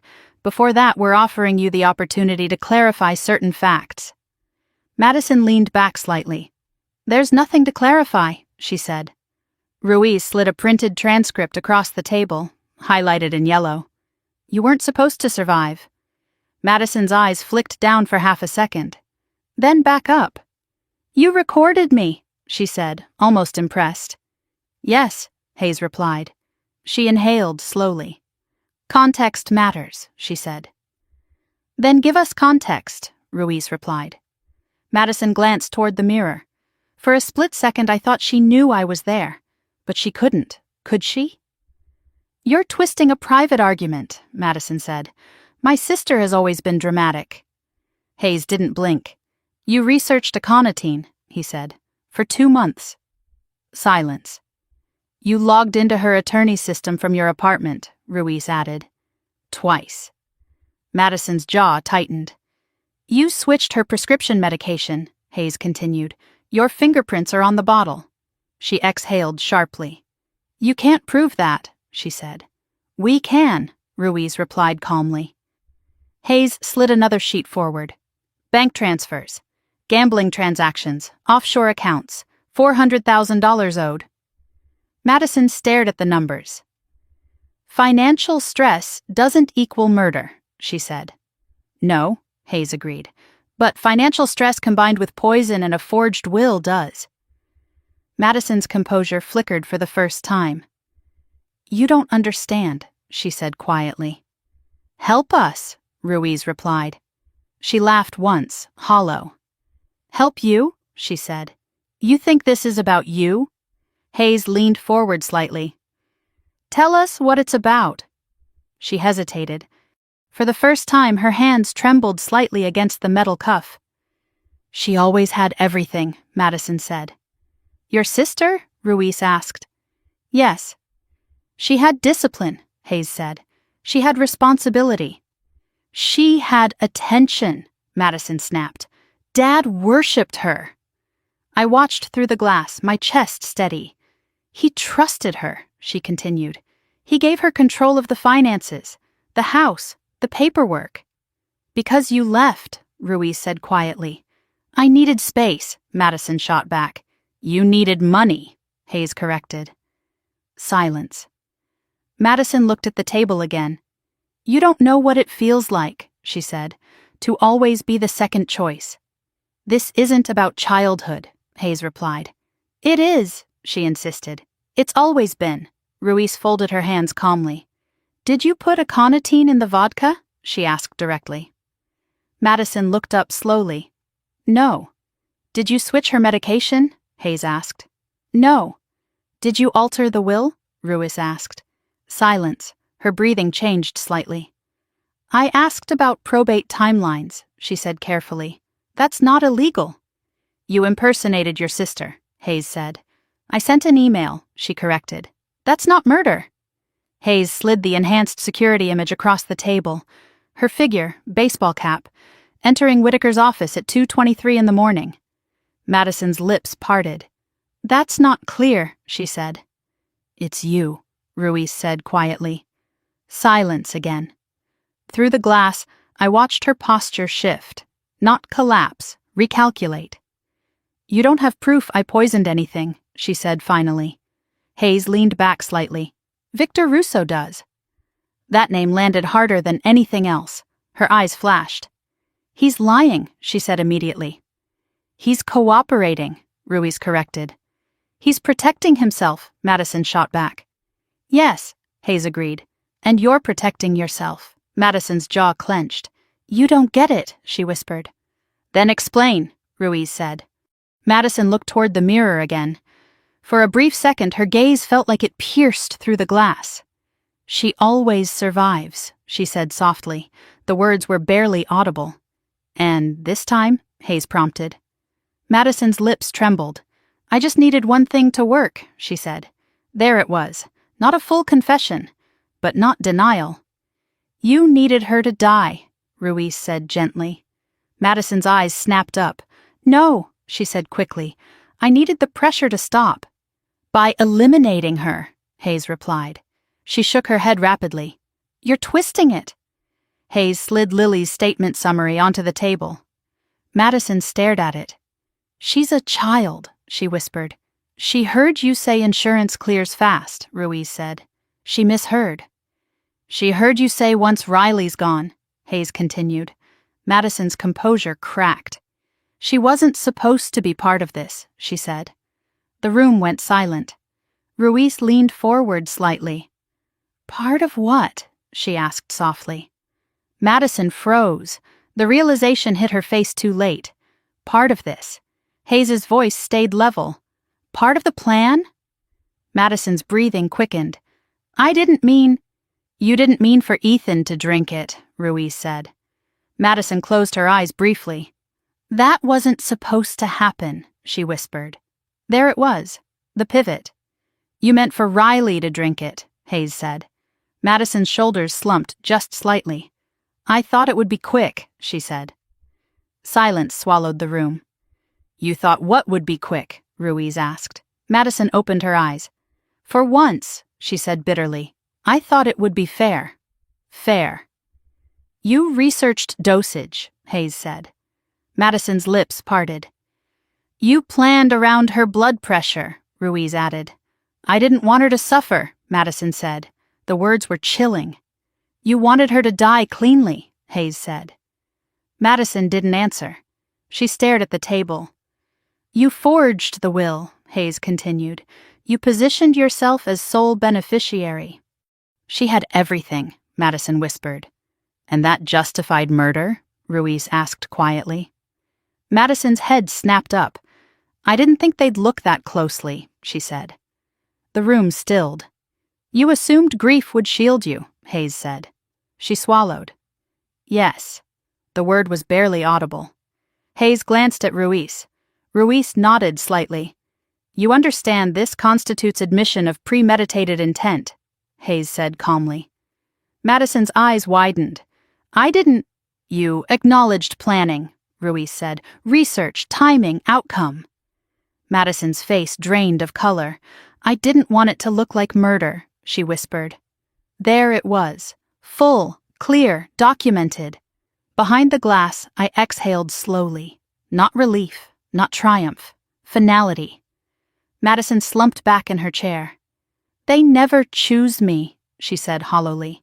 Hayes's voice stayed steady. You chose this. She laughed once, bitter and small. I chose to stop being second. Ruiz leaned back. And now? She asked quietly. Madison stared at the table. Now there was no narrative left to control, no rehearsal, no performance. Just record. The door opened. An officer stepped in. Counsel has arrived, he said. Madison nodded slowly. As she stood, she looked toward the mirror again. This time I stepped back. I didn't need her to see me. She was led out of the room without another word.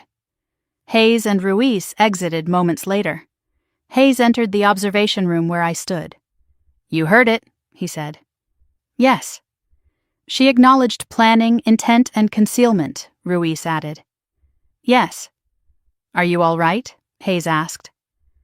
I thought about the kitchen floor, about Lily's small voice in the cafe, about the SUV outside my house. Yes, I said finally. They nodded.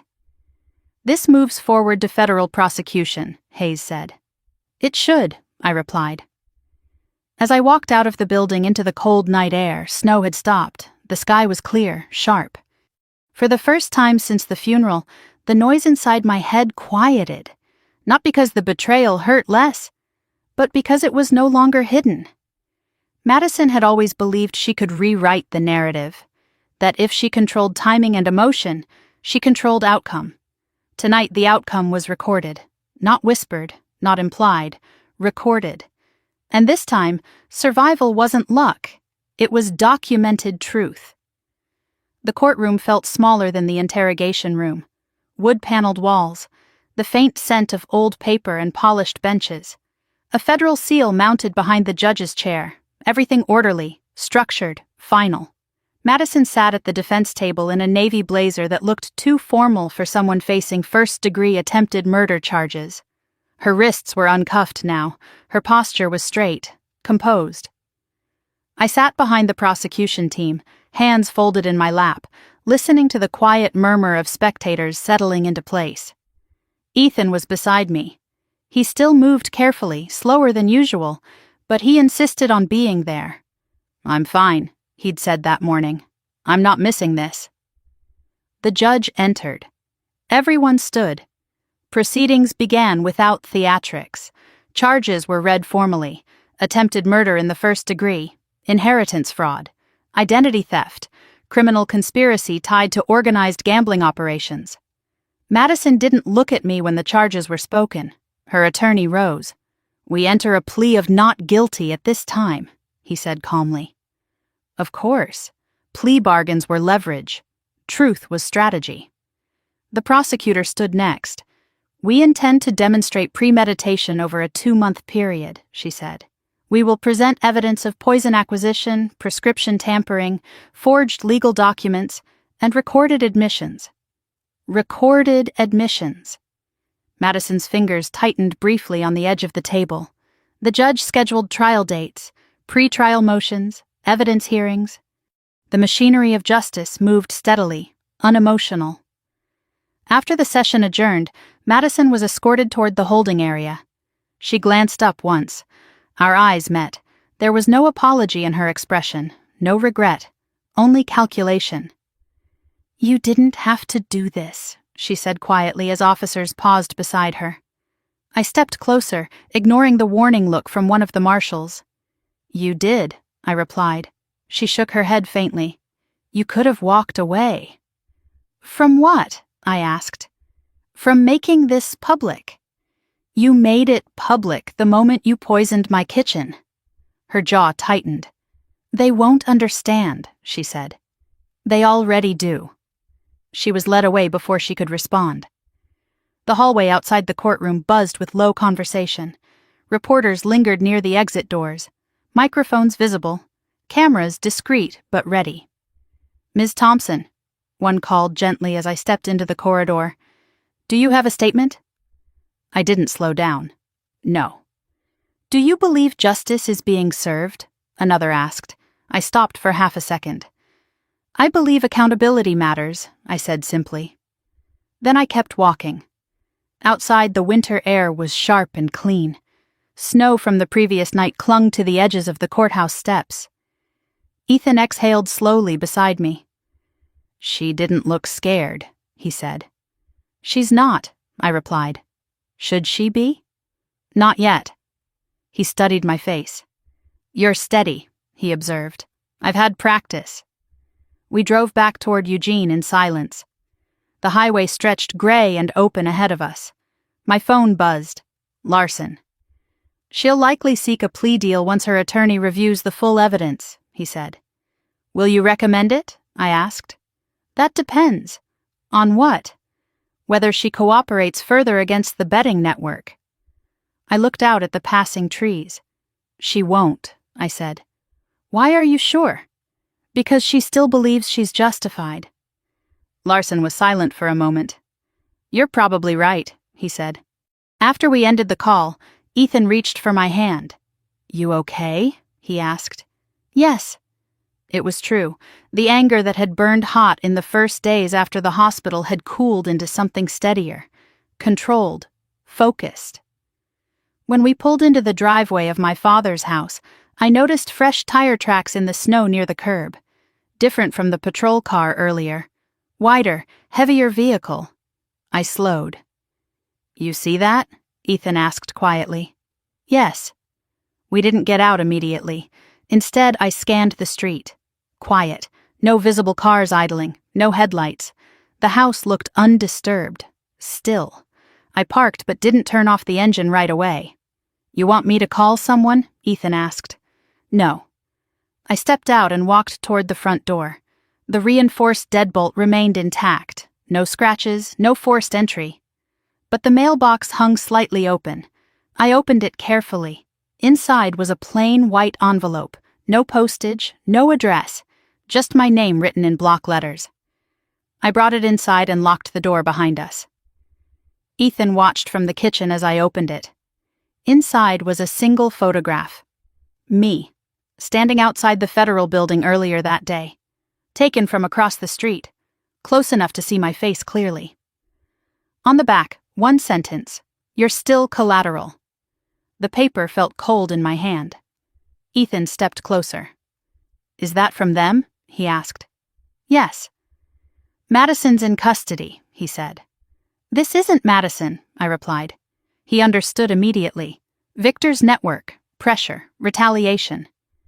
I picked up my phone and dialed Hayes. "Something's escalating," I said when he answered. I described the photograph. "Do not leave the house," he said immediately. "We're sending a unit." "They're trying to intimidate me," I said. "Yes," he replied, "which means the prosecution is hitting the right nerve." I hung up and placed the photo on the table. Ethan stared at it. "They won't stop, will they?" he asked.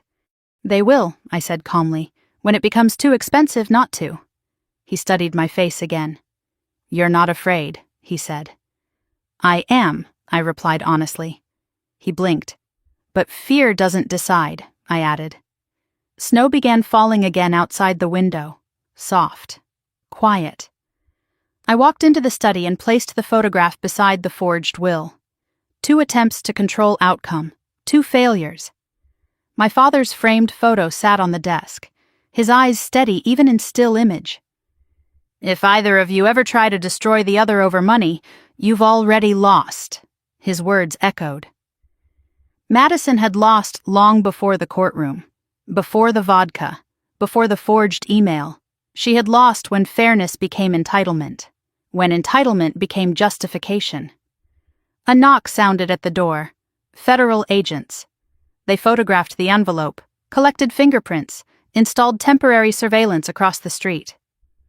"We'll increase patrol frequency," Hayes said quietly. "This is intimidation, not execution," he added. "They're testing reaction." "They won't get panic," I replied. He nodded. "That's good," he said, "because they expect it." After they left, the house felt heavy again, not with fear, with awareness. I sat at the kitchen table where Ethan had collapsed weeks earlier. The tile still looked new where it had been replaced. I ran my fingers along the grout line. "This is bigger than family," Ethan said quietly. "Yes." "But it started there." "Yes?" He exhaled slowly. "You could have ignored it," he said. "I couldn't," I replied, "because ignoring it would have meant accepting it, and acceptance would have meant teaching Lily something dangerous. That betrayal is survivable only if you stay silent." The snow outside thickened. The streetlights flickered on. I picked up the photograph again. "You're still collateral. They were wrong. Collateral implies expendable, replaceable, negotiable. I wasn't any of those." I walked to the window and looked out at the falling snow. The quiet didn't mean peace. Not yet. The trial would come. More evidence, more pressure, more attempts to rattle me. But tonight, the house was secure. The locks were reinforced. The truth was documented. Madison's confession recorded. The network exposed. The intimidation acknowledged. They thought survival was accidental. It wasn't. It was choice. And as I turned off the lights one by one, I understood something clearly. The battlefield had shifted. It wasn't just about proving Madison guilty anymore. It was about dismantling everything that believed my life was a negotiable asset. And I had no intention of walking away. The first morning of trial felt colder than the day of my father's funeral. Not because of the weather, because there was no illusion left. Snow had hardened into thin sheets of ice along the courthouse steps. Reporters lined the sidewalk this time, not subtle anymore. Camera lenses followed every movement as Ethan and I stepped out of the car. "Ms. Thompson, do you believe your sister intended to kill you?" someone called. I didn't answer. Inside, the federal courtroom buzzed with low conversation. Jurors filed in one by one, eyes careful, expressions neutral. Madison entered last. No cuffs, no visible panic. She wore a gray suit today, hair pulled back tightly. Controlled. Strategic. She didn't look at me. The judge took the bench. The prosecutor stood first for opening statements. "This is not a case of impulsive violence," she began. "This is a calculated plan executed over 2 months. The defendant researched lethal plant toxins. She altered legal documents to secure inheritance. She tampered with medication. She attempted to stage a death to appear natural." The words were steady, measured. The jury watched. "She believed grief would shield her," the prosecutor continued. She believed family would cloud suspicion. She was wrong.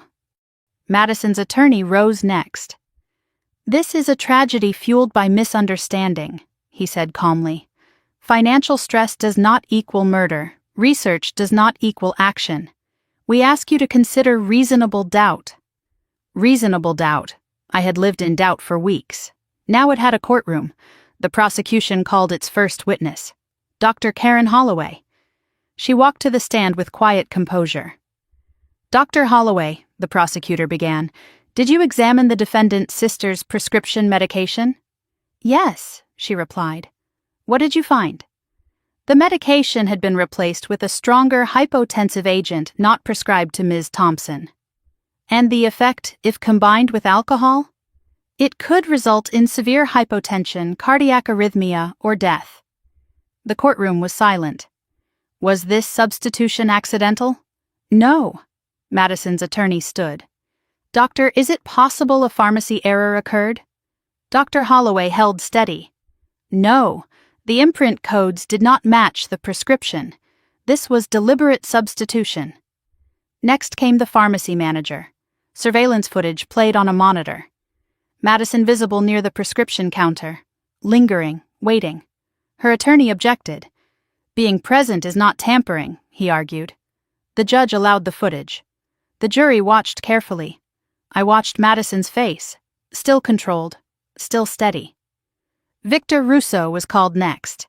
He walked into the courtroom in a dark suit that didn't hide the sharpness in his eyes. He took the oath without hesitation. "State your relationship to the defendant," the prosecutor asked. "I facilitated sports betting transactions," he replied. "Did the defendant owe money to your organization?" "Yes." "How much?" "Approximately $400,000. Murmurs rippled through the gallery. "Did she discuss her sister's inheritance?" "Yes." "Did she pledge a life insurance payout as collateral?" "Yes." Madison's attorney rose sharply. "This witness is a criminal seeking leniency." Victor didn't look rattled. "I am cooperating," he said calmly. "Did she describe a plan?" the prosecutor asked. "Yes." "What did it involve?" "Poisoning vodka, swapping medication, altering legal documents to ensure asset transfer." The courtroom held its breath. "Did she express intent for her sister to die?" the prosecutor asked. Victor didn't hesitate. "Yes." Madison's attorney stepped forward. "You expect this jury to believe you over a grieving sister?" he said sharply.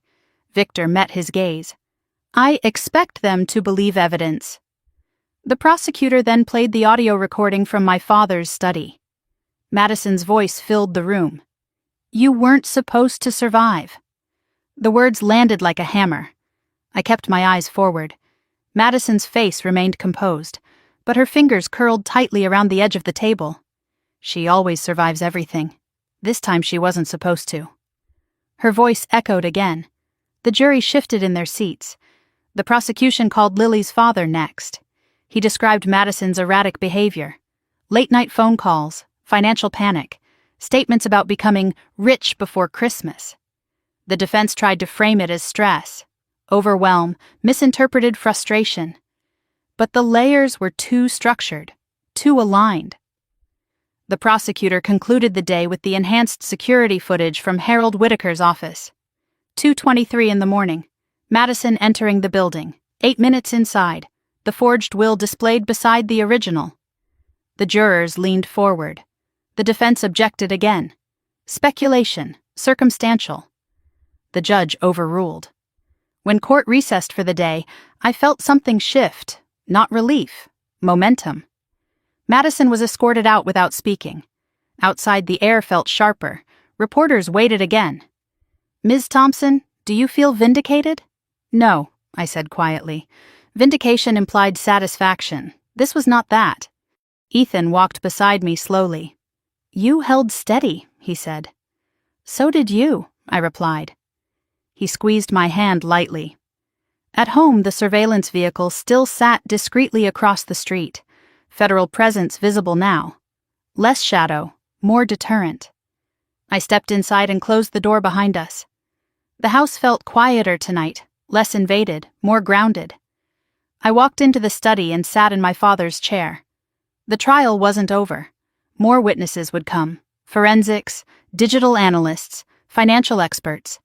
But the foundation was laid. Madison had believed grief would obscure logic. She had believed family loyalty would blur lines. Instead, the lines were sharp, clear, documented.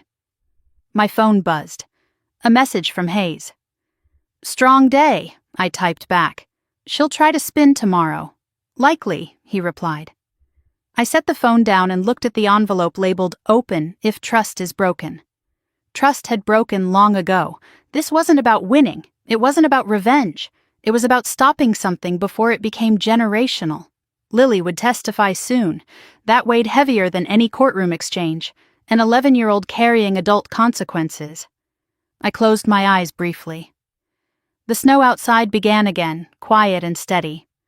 War zones taught me something simple. Momentum matters, day by day, evidence by evidence.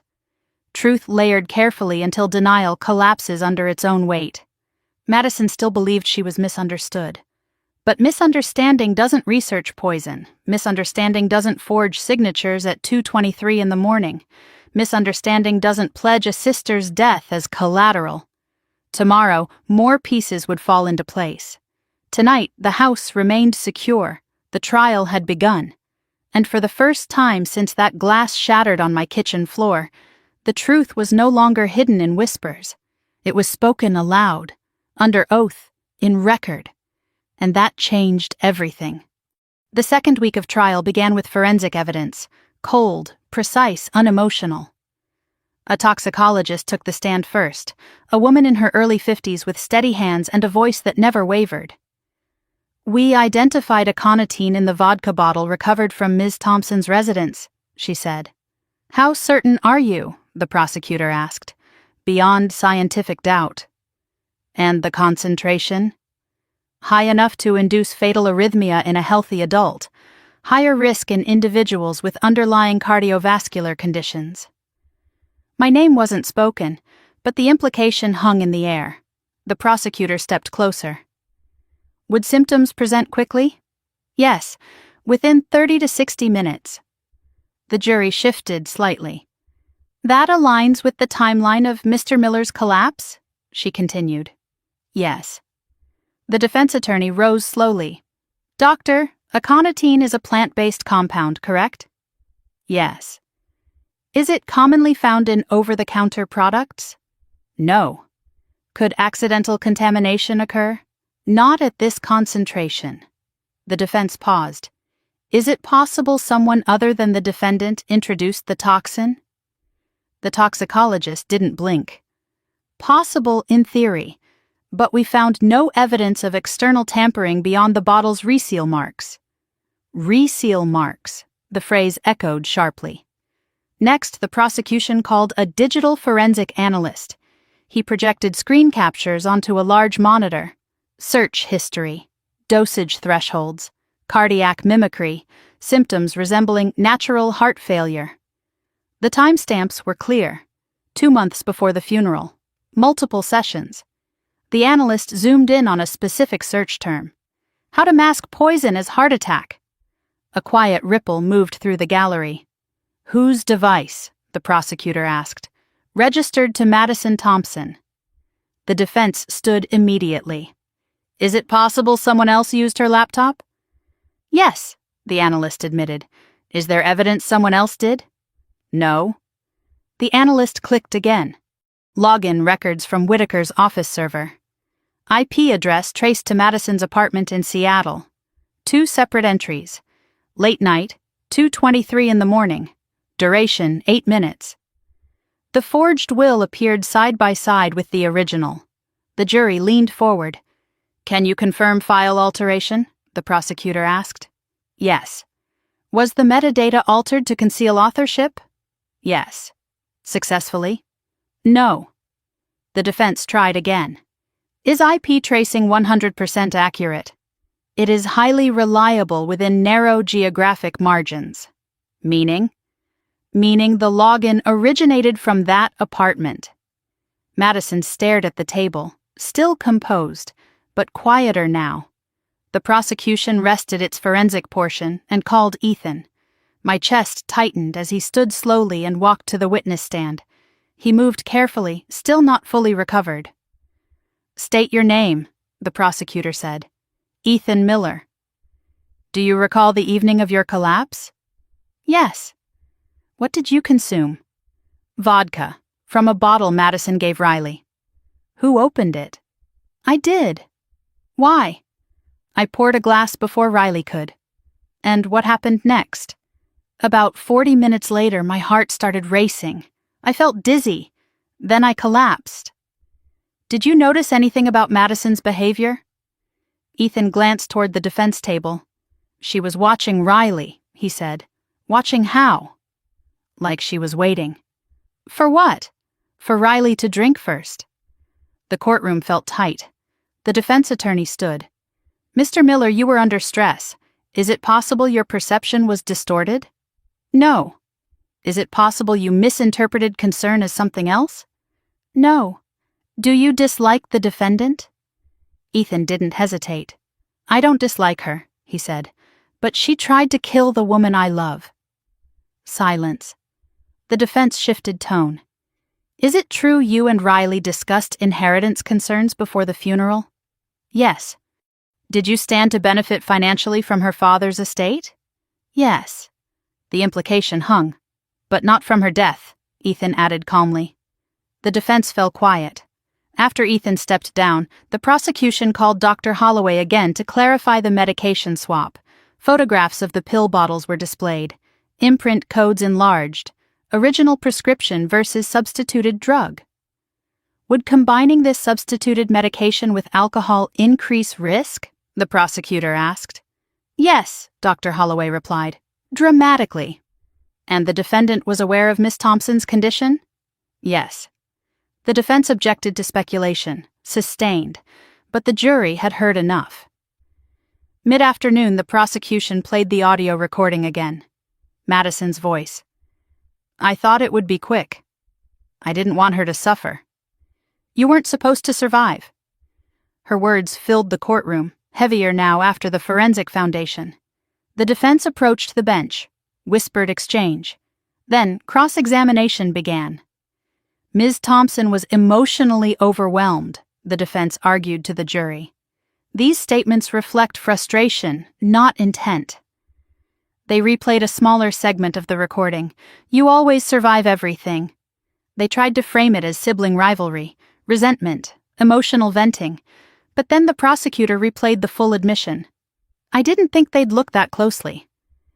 The room fell silent again. When court recessed, I remained seated for a moment. The weight of the day pressed in. Ethan touched my shoulder lightly. "You okay?" he asked. "Yes." It wasn't numbness. It was clarity. Outside the courthouse, reporters pushed closer. "Ms. Thompson, do you believe the evidence is overwhelming?" I didn't answer. I walked past them without stopping. In the car, Ethan exhaled slowly. "She can't talk her way out of this," he said. "No," I replied. But I knew something else. Madison still believed she was justified. That belief made her unpredictable. Back home, I checked the perimeter automatically. The federal surveillance vehicle remained in position. No new tire tracks in the snow, no envelopes in the mailbox. Inside, the house felt steady. I sat in the study and opened my father's notebook. He had once written something in the margin of a page about finances. Money reveals character faster than crisis. He'd underlined reveals. The trial was revealing more than evidence. It was exposing entitlement, jealousy, calculation. I closed the notebook and leaned back in the chair. "Tomorrow," Lily would testify. The thought tightened something in my chest. An 11-year-old shouldn't have to define truth in a federal courtroom. But truth doesn't wait for age. My phone buzzed. A message from Hayes. "Defense strategy shifting toward diminished responsibility," I typed back. She knew exactly what she was doing. He replied, "That's what we're proving." I set the phone down. Snow continued falling outside, steady and quiet, layer upon layer. Like the evidence, layer upon layer. The first week of trial had built structure. The second week was sealing it. Madison had believed in timing, believed that grief would blur scrutiny, believed that family loyalty would override logic. But evidence doesn't grieve. It doesn't hesitate. It doesn't forget. As I turned off the lights and prepared for bed, I understood something clearly. The trial wasn't just about proving poison. It was about dismantling the narrative she built around fairness. Fairness doesn't involve aconitine. Fairness doesn't involve forged wills. Fairness doesn't involve rehearsed cover stories whispered to a child. Tomorrow would be harder, because tomorrow wouldn't involve lab reports. It would involve Lily. And children don't rehearse as well as adults. They tell the truth, even when it hurts. Lily wore a pale blue sweater 2 sizes too big for her. Her feet barely touched the floor when she sat in the witness chair. The judge had allowed her to testify from a smaller side room connected by closed-circuit video to reduce stress. A child advocate sat beside her, hands folded calmly in her lap. On the monitor in the courtroom, Lily's face appeared magnified and fragile at the same time. Madison stared at the screen without blinking. The prosecutor's voice softened. "Lily, can you tell us how old you are?" 11, she replied quietly. "And do you understand the difference between telling the truth and telling a lie?" "Yes." "What happens when someone lies?" "They get in trouble," she said simply. The prosecutor nodded gently. "Did you ever hear your mom talk about your Aunt Riley?" Lily's fingers twisted the hem of her sweater. "Yes." "What did she say?" Silence stretched for a second. "She said insurance clears fast," Lily said. The courtroom went still. "Did she say anything else?" the prosecutor asked. "She said once Aunt Riley's gone, probate clears faster." The word probate sounded strange coming from an 11-year-old. "Did she say that more than once?" the prosecutor asked. "Yes." "Who was she talking to?" "A man named Vic." Madison's attorney rose. "Objection, hearsay." The judge considered briefly. "Overruled for the purpose of establishing state of mind." The prosecutor continued. "Did your mom ever talk about the vodka?" Lily swallowed. "She said it would work." "What would work?" "The plan." The air felt tight in my lungs. "What plan?" the prosecutor asked gently. Lily hesitated. "She said if Aunt Riley died, everything would belong to us," she whispered. Madison's attorney stood again. "Objection." The judge allowed the answer. "Did your mom tell you to say anything if someone asked about the vodka?" the prosecutor asked. "Yes." "What did she tell you?" "She said to say I didn't see anything." The room was silent, except for the faint hum of the ventilation system. "Did you see anything?" the prosecutor asked. "Yes." "What did you see?" "I saw her holding the bottle in the kitchen before she gave it to Aunt Riley." Madison's jaw tightened. "Did she open it?" the prosecutor asked. "I don't know," Lily replied, "but she had it out of the bag."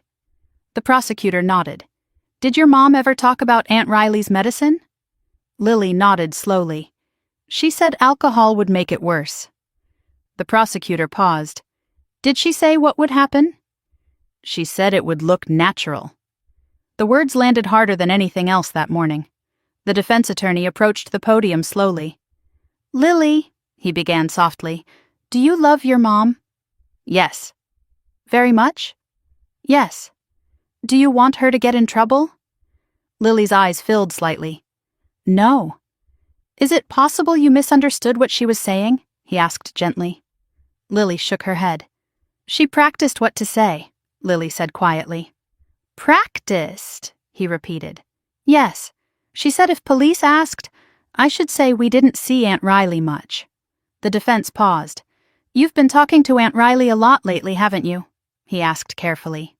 "Yes." "And she's upset with your mom?" "Yes." "Could it be that you're trying to protect your aunt?" Lily's small hands clenched. "I'm telling the truth," she said. The defense softened his tone. "Do you remember the exact words your mom used?" "Yes." What were they? Lily took a breath. She said she always survives everything. This time she won't. The courtroom felt like it exhaled all at once. The defense attorney stepped back. No further questions. On the monitor, Lily looked smaller somehow. The prosecutor thanked her gently. The screen went dark. Madison didn't move. Her face remained expressionless. But her eyes were different now, not disbelief, exposure. After Lily's testimony, the prosecution called a forensic accountant. Charts filled the screen. Gambling transactions, interest accumulation, payment deadlines. Was there urgency? The prosecutor asked. Yes, the accountant replied. Significant financial pressure. Did that pressure increase in the month before the funeral? Yes. The defense tried to frame it as desperation, emotional strain. But desperation paired with poison becomes intent. When court recessed, I remained seated for a moment longer than usual. Ethan squeezed my hand. She was brave, he said quietly. Yes. Outside, the sky had cleared. The air felt thinner.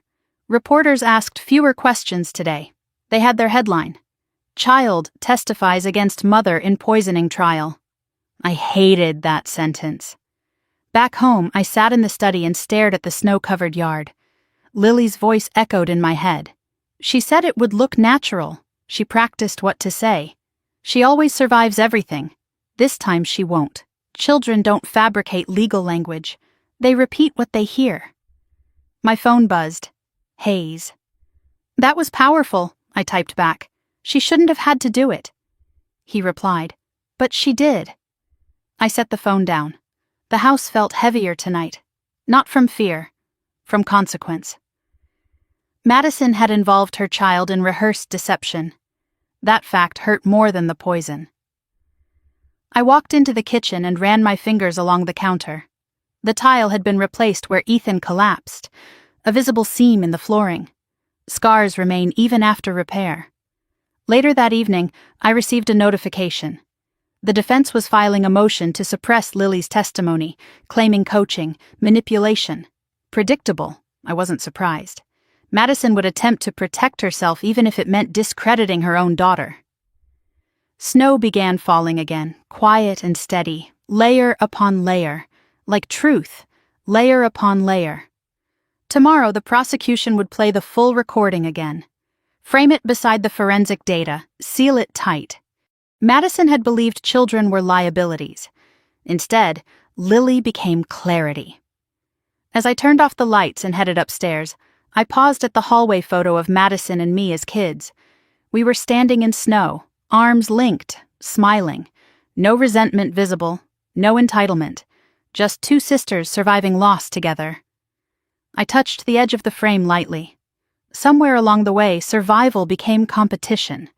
Competition became resentment. Resentment became calculation. Calculation became poison. And now it was evidence. Lily had told the truth, not because she wanted to hurt her mother, but because she understood something instinctively. Truth stops damage. Silence lets it grow. As I lay in bed that night, the quiet outside felt different, less tense, more settled. The trial was nearing its final turn. The layers were complete. Madison could deny. She could rationalize. She could claim misunderstanding. But she couldn't erase the recording. She couldn't erase the digital trail. And she couldn't erase her daughter's voice repeating what she had said in the dark. The jury had heard it. Under oath, without drama, without embellishment, just fact. And sometimes, fact is louder than fury. The defense began its case with a psychologist. He adjusted his glasses, smoothed the front of his suit jacket, and spoke in careful, measured tones. Madison Thompson was under extraordinary financial and emotional distress, he said. Chronic stress can impair judgment. The defense attorney nodded encouragingly. Can financial desperation cause someone to research extreme scenarios without intent to act? He asked. Yes, the psychologist replied. Research does not equal execution. The jury listened. Is it possible she was fantasizing rather than planning? The attorney continued. Yes. Individuals under pressure may explore catastrophic thinking patterns. Catastrophic thinking. The phrase sounded clinical, detached. The prosecutor rose slowly. Doctor, are you aware that aconitine was physically present in a vodka bottle at the defendant's sister's home? Yes. Are you aware that the defendant's fingerprints were found on the substituted medication bottle? Yes. Are you aware of the recorded statement in which the defendant said, "You weren't supposed to survive"? The psychologist hesitated slightly. Yes. Is catastrophic thinking typically followed by poison acquisition and legal forgery? Silence. Not typically, he admitted. The prosecution stepped back. The defense shifted strategies. They called a character witness, an old friend of Madison's from Seattle. She's impulsive, the friend said, but she's not violent. The prosecutor approached. Were you aware of her gambling debt? No. Were you aware she pledged her sister's life insurance as collateral? The friend's expression faltered. No. No further questions. Next, Madison's attorney did something I hadn't expected. He called Madison herself. A ripple moved through the courtroom. She walked to the stand without hesitation, swore the oath, sat straight, calm, controlled. Madison, her attorney began gently, did you intend to kill your sister? No, her voice was clear. Did you put poison in that bottle? No. Did you switch her medication? No. Did you forge the will? I sent an email, she replied. But I believed I had authority. The prosecutor stood for cross-examination. Authority to remove yourself as equal beneficiary? She asked. My father trusted me too, Madison said evenly. Did he? The prosecutor asked. Yes. Then why did you send the email at 2:23 in the morning? Silence. I couldn't sleep, Madison replied. And you couldn't wait for business hours? I was anxious. Anxious enough to impersonate your sister? Madison's jaw tightened. I thought it was temporary. Temporary removal of her inheritance? Yes. Why? Because she had everything, Madison snapped before catching herself. The courtroom stilled. Everything? The prosecutor repeated. Yes. She had responsibility, the prosecutor said. She had control, Madison shot back. The prosecutor approached the stand. Did you research aconitine? I research many things, Madison replied. Did you search how to mask poison as heart attack? Madison hesitated. I don't recall. The prosecutor displayed the search history, time-stamped, her user profile visible. Is that your device? She asked. Yes. Is that your account? Yes. And this search was made by you? Madison's composure flickered. I don't remember the context. The prosecutor didn't blink. Did you tell Victor Russo you had a 3-layer plan? No. The prosecutor played Victor's testimony excerpt. She proposed poison, medication swap, altered will. Madison's eyes narrowed. He's lying. The prosecutor pressed further. Did you tell your daughter insurance clears fast? I was discussing paperwork. Did you say once Riley's gone? I meant emotionally gone, Madison said quickly. A faint sound rippled through the gallery. Emotionally gone? The prosecutor repeated. Yes. You also said she always survives everything. This time she won't. What did you mean by that? Madison's hands clenched. I was angry. Angry enough to stage a death? No. Angry enough to pledge her life insurance as collateral?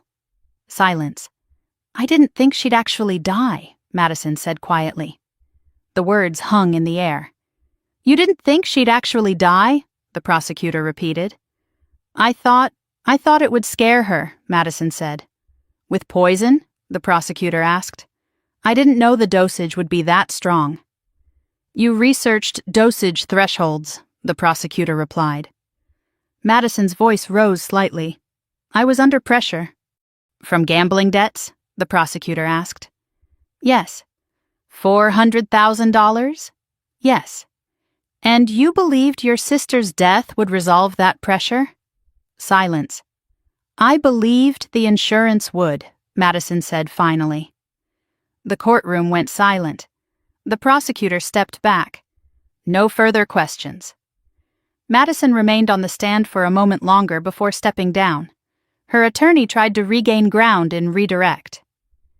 Did you love your sister? He asked. Yes, Madison said immediately. Did you want her dead? No. But you admit you believed the insurance payout would resolve your debt? He asked carefully. Yes. And you admit you altered the will to secure that payout? Yes. And you admit you researched poison? Yes. The defense faltered. The redirect didn't recover what had already been exposed. When Madison stepped back to the defense table, she finally glanced at me. Not with disbelief this time, with something closer to resentment, as if this outcome was my fault. Court adjourned early that afternoon. Closing arguments were scheduled for the following day. Outside, the snow had stopped. The sky looked almost clear. Ethan walked beside me slowly. She tried to soften it, he said quietly. She tried to reshape it, I replied. But truth resists reshaping once it's recorded. At home, I stood in the kitchen for a long time. The counter looked ordinary again. No evidence bags, no technicians, just wood grain and quiet air. I thought about Madison's words. I didn't think she'd actually die. As if death were a variable, as if poison were a negotiation tool. My phone buzzed. Hayes. She admitted knowledge and intent indirectly. Jury saw it, I typed back. She still believes she's justified. He responded. That's not a defense. I set the phone down and walked into the study. The original will remain on the desk, untouched, unaltered, my father's signature steady across the bottom. I ran my fingers lightly over the ink. He had trusted both of us once. That was the part that hurt most, not the money, not the property, the trust. As night settled in, I sat by the window watching snow melt slowly under the streetlights. Tomorrow would bring closing arguments, summaries, final framing, but the core had already been exposed. Madison had admitted altering the will, admitted believing insurance would resolve her debt, admitted researching poison. She hadn't cried, she hadn't apologized, she had rationalized, and rationalization is thinner than denial. Because once you justify, you admit. As I turned off the lights and headed upstairs, I understood something clearly. The jury didn't need drama, they didn't need revenge, they needed alignment, and the alignment was complete. Poison, medication swap, forged will, insurance pledge, recorded admission, child testimony, layered, structured, intentional. Tomorrow would not be about proving what happened, it would be about deciding consequence. And for the first time since the funeral, I felt something close to stillness. Not peace, not yet, but inevitability. The courtroom felt heavier on the day of closing arguments. Not louder, heavier. The evidence had been laid out piece by piece over 2 weeks, and now everything narrowed to interpretation. Madison sat perfectly still at the defense table. Gray suit again, hair pulled back, hands folded, composed. The prosecutor rose first. She didn't raise her voice. She didn't pace dramatically. She simply walked to the center of the courtroom and looked at the jury. This case is about premeditation, she began. Not impulse, not misunderstanding, not emotional exaggeration. She paused. For 2 months, the defendant researched lethal poison. She studied cardiac mimicry. She learned how to stage a death to look natural. A screen behind her displayed the search history. How to mask poison as heart attack. Dosage threshold aconitine. Symptoms resemble arrhythmia. These are not the searches of someone venting frustration, she continued. These are the searches of someone preparing. She stepped aside, and another image appeared. The forged will beside the original. 10 days before her father's stroke, she accessed her attorney's server at 2:23 in the morning. She impersonated her sister. She removed her as beneficiary. The prosecutor let that sink in. She created financial motive before she created medical opportunity. A faint murmur moved through the courtroom. She clicked the remote again. The vodka bottle. Reseal marks visible. Forensic toxicology confirmed aconitine in that bottle. Not accidental, not environmental. Introduced. Then the medication photos appeared, imprint codes, swapped tablets. She replaced her sister's prescribed medication with a stronger hypotensive agent. She faced the jury directly. She layered her plan. Her voice remained steady. Poison in the vodka, medication to amplify vulnerability, forged will to secure inheritance, insurance pledged as collateral to resolve a $400,000 gambling debt. The number hung in the air. She believed grief would protect her. She believed timing would shield her. She believed no one would look closely. The prosecutor turned toward Madison briefly. She miscalculated. Then she played the recording one final time. Madison's voice filled the courtroom. You weren't supposed to survive. I didn't want her to suffer. I didn't think they'd look that closely. The room felt airtight. Intent, the prosecutor said quietly. Knowledge, planning, admission. She stepped back. This is not a tragedy of misunderstanding. This is attempted murder with calculated concealment. She returned to her seat. The defense attorney stood slowly. He adjusted his tie. He looked at the jury with a softer expression. This case is about desperation, he began, about financial ruin, about sibling rivalry amplified by grief. He gestured toward Madison. She made mistakes. She altered documents. She researched extreme topics online. But research is not action. He walked toward the jury box. She did not physically administer poison. There is no direct eyewitness testimony of her opening that bottle. He paused. She admitted financial stress. She admitted poor judgment. But she denied intent to kill. He softened his tone further. She said she didn't think her sister would actually die. A few jurors shifted slightly. That is not premeditated murder, he said. That is catastrophic thinking under pressure. He looked back at Madison. She loved her sister. She panicked. She made reckless decisions. But reckless is not the same as murderous. He returned to his table. The judge gave instructions to the jury. Burden of proof, reasonable doubt, elements of attempted murder. The jury filed out to deliberate. The courtroom emptied slowly. Madison remained seated, staring straight ahead. Her attorney leaned in and whispered something. She nodded once. I stood and walked toward the exit. As I passed her table, she finally spoke. You look confident, she said quietly. I look finished, I replied. She tilted her head slightly. You could still tell them you forgive me, she said. I stopped. This isn't about forgiveness, I said. It could be, she insisted. You tried to kill me, I said calmly. She inhaled slowly. I was drowning, she whispered. You chose poison. She looked away. They'll never understand what it feels like to always be second, she muttered. I didn't answer, because understanding resentment doesn't justify murder. Outside, the winter air felt sharp and clear. Ethan walked beside me. Whatever happens, he said quietly, you did everything right. I didn't want this, I replied. I know. We drove home in silence.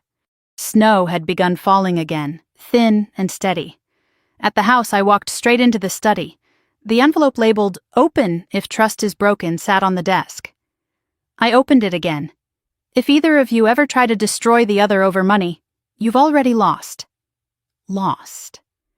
The word felt different now. Madison believed this trial determined winning and losing. But she had lost long before the courtroom. She had lost when she rehearsed lies to her daughter. She had lost when she researched poison in the dark. She had lost when she measured my life against her debt and decided it was negotiable. My phone buzzed. Hayes. Jury requested playback of recording. I typed back. That's decisive. Likely, he replied. The evening stretched long. Ethan rested on the couch while I stood by the window watching snow accumulate on the porch. My mind didn't race. It moved slowly, steadily, layer by layer, evidence, admission, intent. No single piece stood alone. Together they formed structure. Around 9:30, my phone rang again. Hayes. They've reached a verdict, he said. My pulse didn't spike. When? I asked. Tomorrow morning. I ended the call and stood still for a moment. Ethan looked up. It's done? He asked. Tomorrow. He nodded. I walked into the kitchen and ran my hand along the counter where the vodka had once stood. The tile seam still visible. A scar. Scars don't disappear. They integrate. That night I slept for the first time without waking to phantom sounds.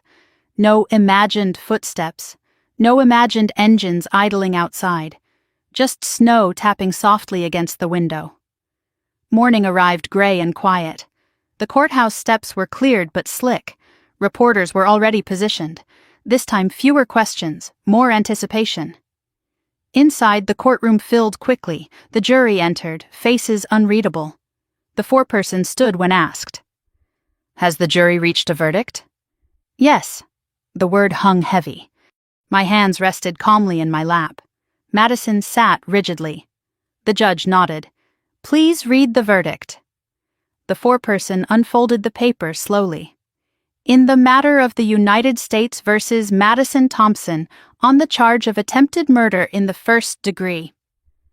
The pause stretched. I didn't look at Madison. I looked straight ahead and waited.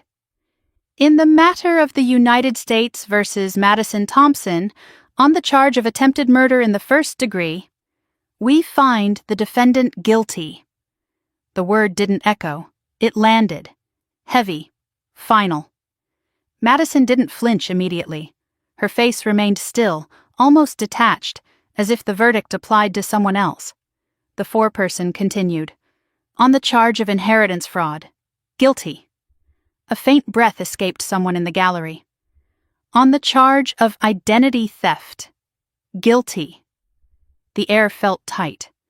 On the charge of criminal conspiracy. Guilty. Each word stacked on the last, layer upon layer, like the evidence had. The judge asked, Is this the unanimous verdict of the jury? Yes, the foreperson replied. Madison's composure cracked then, not dramatically, not theatrically, but in the smallest visible way. Her shoulders dipped half an inch, her fingers tightened around the edge of the defense table. No tears, no outburst, just a quiet collapse of control. I remained seated, still. Ethan's hand found mine and squeezed once. The judge thanked the jury for their service and scheduled sentencing for the following month. Court adjourned. Madison stood slowly as marshals approached. She looked at me for the first time since the verdict was spoken. You think this makes you safe? She asked quietly. I met her gaze. I think this makes the truth permanent, I replied. She shook her head faintly. You always survive everything, she whispered again. And you always choose the wrong battlefield, I said. She was led away without further resistance. Outside the courthouse, reporters surged forward. Ms. Thompson, do you feel justice has been served? Justice? Such a clean word for something so messy. I feel accountability has been delivered, I said calmly. And your sister? She made her choices. I didn't say more, because nothing else mattered. The sky above Portland was clear that afternoon. The snow had stopped. The air felt thin and cold. Ethan exhaled slowly beside me. It's over, he said. No, I replied quietly. It's concluded. There's a difference. Back home, the house felt different. Not lighter, not brighter. Different. The study didn't feel like a war room anymore. The kitchen didn't feel like a crime scene. They felt like rooms again. I stood in the doorway of my father's bedroom for a moment. The bed still neatly made, his sweater folded over the chair. Loss had been the beginning of this chain, not the motive. The catalyst. My phone buzzed. Hayes. Sentencing likely between 25 and 30 years given federal guidelines, I typed back. Understood, he added. She may address the court before sentencing. I set the phone down. I didn't know whether I wanted to hear that. The next weeks passed in a quiet rhythm. Physical therapy appointments for Ethan, paperwork finalization with Whitaker, insurance corrections, the forged will officially nullified, the original reinstated, the house legally secured. Federal agents continued investigating the betting network. Victor testified further in sealed proceedings. His cooperation earned him reduction. Madison refused any plea agreement. She insisted on appealing. She insisted she had been misunderstood. Lily visited once with her father. We baked cookies in the kitchen. She didn't ask about court. She didn't ask about prison. She asked if snow always falls this quietly here. Yes, I told her. She watched flakes gather on the porch railing. I don't want to be angry like Mom, she said softly. You don't have to be, I replied. The day of sentencing arrived under a gray sky. I chose not to attend in person. Ethan asked me twice if I was sure. I'm sure, I said. I didn't need to see her hear the number. I already knew the outcome. Hayes called mid-morning. 28 years, he said. I closed my eyes briefly. Federal custody. Any statement? I asked. Yes, I waited. She said she never meant for Ethan to get hurt, Hayes continued, and that she only wanted what was fair. Fair, the word again. Did she apologize? I asked. No. I nodded slowly, though he couldn't see it. Thank you, I said. When I ended the call, the house felt still, not triumphant, not relieved. Still. Ethan stood in the doorway. It's done, he said softly. Yes. I walked into the study and sat in my father's chair. The envelope labeled "Open if trust is broken" lay open on the desk. If either of you ever try to destroy the other over money, you've already lost. Madison had lost. But not to me, to herself, to entitlement, to resentment left unattended too long. Snow began falling again outside. First of the season's heavier storm, the yard turned white within minutes. I stood and walked to the window. The world looked untouched, clean. But I knew better. Snow covers. It doesn't erase. The war hadn't ended the day of the verdict. It ended the day I refused to stay silent. I thought back to the kitchen floor, to the shattered glass, to Ethan's pulse racing under my fingers, to Madison standing in the doorway asking if I had drunk any. She had built 3 layers of protection, poison, medication, forgery. She had calculated my vulnerability. She had misjudged my resilience. I turned away from the window and walked through the house slowly. Room by room, kitchen, living room, study, bedroom, each space carried memory, but none carried fear anymore. My phone buzzed once more. A news alert. Sister sentenced in elaborate funeral poisoning plot. I deleted it without opening. This wasn't a headline. It was a lesson. Blood does not guarantee loyalty. Money does not guarantee security. And jealousy, left to ferment, becomes something far more dangerous than debt. That night, I sat at the kitchen table with Ethan. We didn't talk much. We didn't need to. The silence felt earned. I don't feel victorious, he said after a while. Good, I replied. He looked at me. Why? Because this was never about winning. He nodded slowly. Outside, the snow continued falling, thick, steady, quiet. For the first time since the funeral, I slept without dreaming of sirens, without hearing the crack of glass, without replaying her voice. The next morning, the yard was completely white, no footprints, no tire tracks, just open space. I stepped onto the porch and let the cold air fill my lungs. The war in my family had not been fought with weapons. It had been fought with paperwork, poison, and perception. But the principle was the same. You confront what threatens your ground. You hold your position. You document truth. And you refuse to surrender to intimidation. Madison had believed survival was luck. She had believed she could engineer fate. She had believed fairness meant equal outcome. She was wrong. Survival is choice. Peace is choice.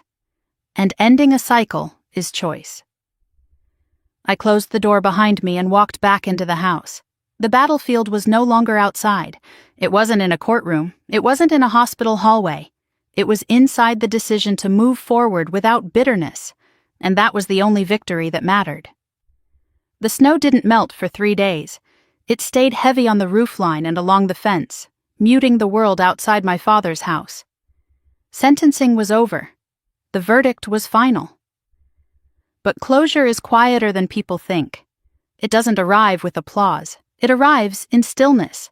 Ethan moved more easily now, his steps steadier across the kitchen tile that had once been slick with spilled vodka. Physical therapy had done its work. The tremor in his hands was gone. The arrhythmia had stabilized. "You keep checking the locks," he said one morning, watching me secure the back door again. "I know," I replied. "You don't have to anymore." I nodded, but habit lingers longer than threat. Federal agents had reduced their visible presence. The unmarked SUV across the street disappeared 2 days after sentencing. Hayes called once to confirm the betting network had been dismantled in multiple states. "Victor provided names we didn't expect," he said. "It's expanding." "Good," I replied. The intimidation had stopped. No more envelopes in the mailbox. No more blurred photos left at my door. Pressure disperses when accountability locks in. I sat in the study later that afternoon with my father's notebook open in front of me. He had always written in clean, narrow print. Short sentences, no wasted words. One page caught my attention again. Resentment compounds faster than interest. He had drawn a small line beneath it. I thought about Madison's face the day of sentencing. Not remorseful, not devastated, just stunned that her calculation had failed. Lily called that evening. "Mom won't be home for a long time," she said quietly. "No," I replied. "Dad says I can visit more if you want." "I'd like that." She hesitated. "Do you think she hates you?" she asked. I leaned back in the chair. "I think she hated what she thought I represented," I said carefully. "What's that?" Lily asked. "Control," I replied. "Responsibility." "She always said you were the favorite," Lily said. I closed my eyes briefly. "Being trusted isn't the same as being favored," I said. Lily was quiet for a moment. "I don't want to be angry," she said again. "You don't have to be," I replied. That night, after the call ended, I walked into the kitchen and ran my hand along the counter again. The tile seam had faded into the pattern, still visible if you knew where to look. Scars don't disappear. They integrate. Ethan came up behind me and wrapped his arms around my waist. "You're somewhere else," he said softly. "Just thinking," I replied. "About her?" "Yes." "Regret?" he asked. I considered the word carefully. "No," I said. "Anger?" "Less than before." He rested his chin lightly against my shoulder. "Then what?" "Understanding." He was quiet. "She didn't start with poison," I said slowly. "She started with comparison." "And that turned into entitlement," he said. "Yes." "And entitlement turned into justification." "Yes." He exhaled softly. "Money amplifies what's already there," he said. I nodded. Outside, the snow shifted slightly in the wind. The world didn't feel fragile anymore. It felt recalibrated. A week later, I visited the cemetery alone. My father's headstone was dusted with frost. I brushed it away gently with my glove. "I handled it," I said quietly, though no one was there to hear. Handled it. That phrase used to mean control. Now it meant clarity. Madison had believed I always survived everything. She had been right. But survival isn't luck. It's attention. It's pattern recognition. It's refusing to ignore the moment something feels wrong. I stood there longer than I intended. Not grieving the verdict, grieving the sister I once had. There is a difference between accountability and satisfaction. I felt the first, not the second. When I returned home, the house felt warm. Ethan was in the living room assembling a bookshelf he'd ordered. "You're rebuilding," I said lightly. He smiled faintly. "Feels appropriate." We worked in silence for a while. The sound of screws tightening into wood felt grounding, constructive. Later that evening, Hayes called again. "She filed an appeal," he said. "I expected that." "It won't change the conviction," he added. "I know." There was a pause. "You've been steady through all of this," he said. "Steady isn't the same as untouched," I replied. He understood. After the call, I walked to the window. The snow had begun to thin along the edges of the yard, patches of dark earth breaking through. Truth does that. It melts what was covering something else. A week later, Lily visited again. We baked cookies and burned the first batch because she insisted on turning the oven too high. She laughed, really laughed. The sound filled the kitchen in a way nothing else had. "Mom always said you don't need anyone," she said at one point. I paused. "That's not true," I replied. "Then why did she think you'd be fine without her?" I considered that carefully. "Because she believed independence meant isolation," I said. "Does it?" Lily asked. "No." She nodded slowly. As she left that evening with her father, she hugged me tightly. "I'm glad you didn't die," she whispered. I held her a second longer than usual. "So am I." After they drove away, I stood in the driveway watching the taillights fade. The air felt lighter now, not because the damage had disappeared, because it had been named. Accountability does that. It gives shape to harm, and once harm has shape, it can be contained. That night, Ethan and I sat by the fireplace. He looked at me thoughtfully. "Do you miss her?" he asked. I didn't answer immediately. "I miss who she was," I said finally, "not who she became." "No." He nodded. "Jealousy is quiet," he said, "until it isn't." Yes. Madison's resentment had fermented in silence. It hadn't exploded. It had calculated, layered, structured. That was the most dangerous part. She hadn't acted in rage. She had acted in strategy. The difference matters. As the weeks passed, life settled into routine. Work resumed. Physical therapy appointments ended.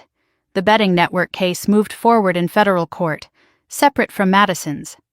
Victor would likely serve less time. Deals are currency in that world. I didn't dwell on it. My part was done. One evening, as I locked the back door, I realized something small but significant. I wasn't checking it twice anymore. I wasn't scanning the street before turning off the lights. I wasn't replaying the night Ethan collapsed.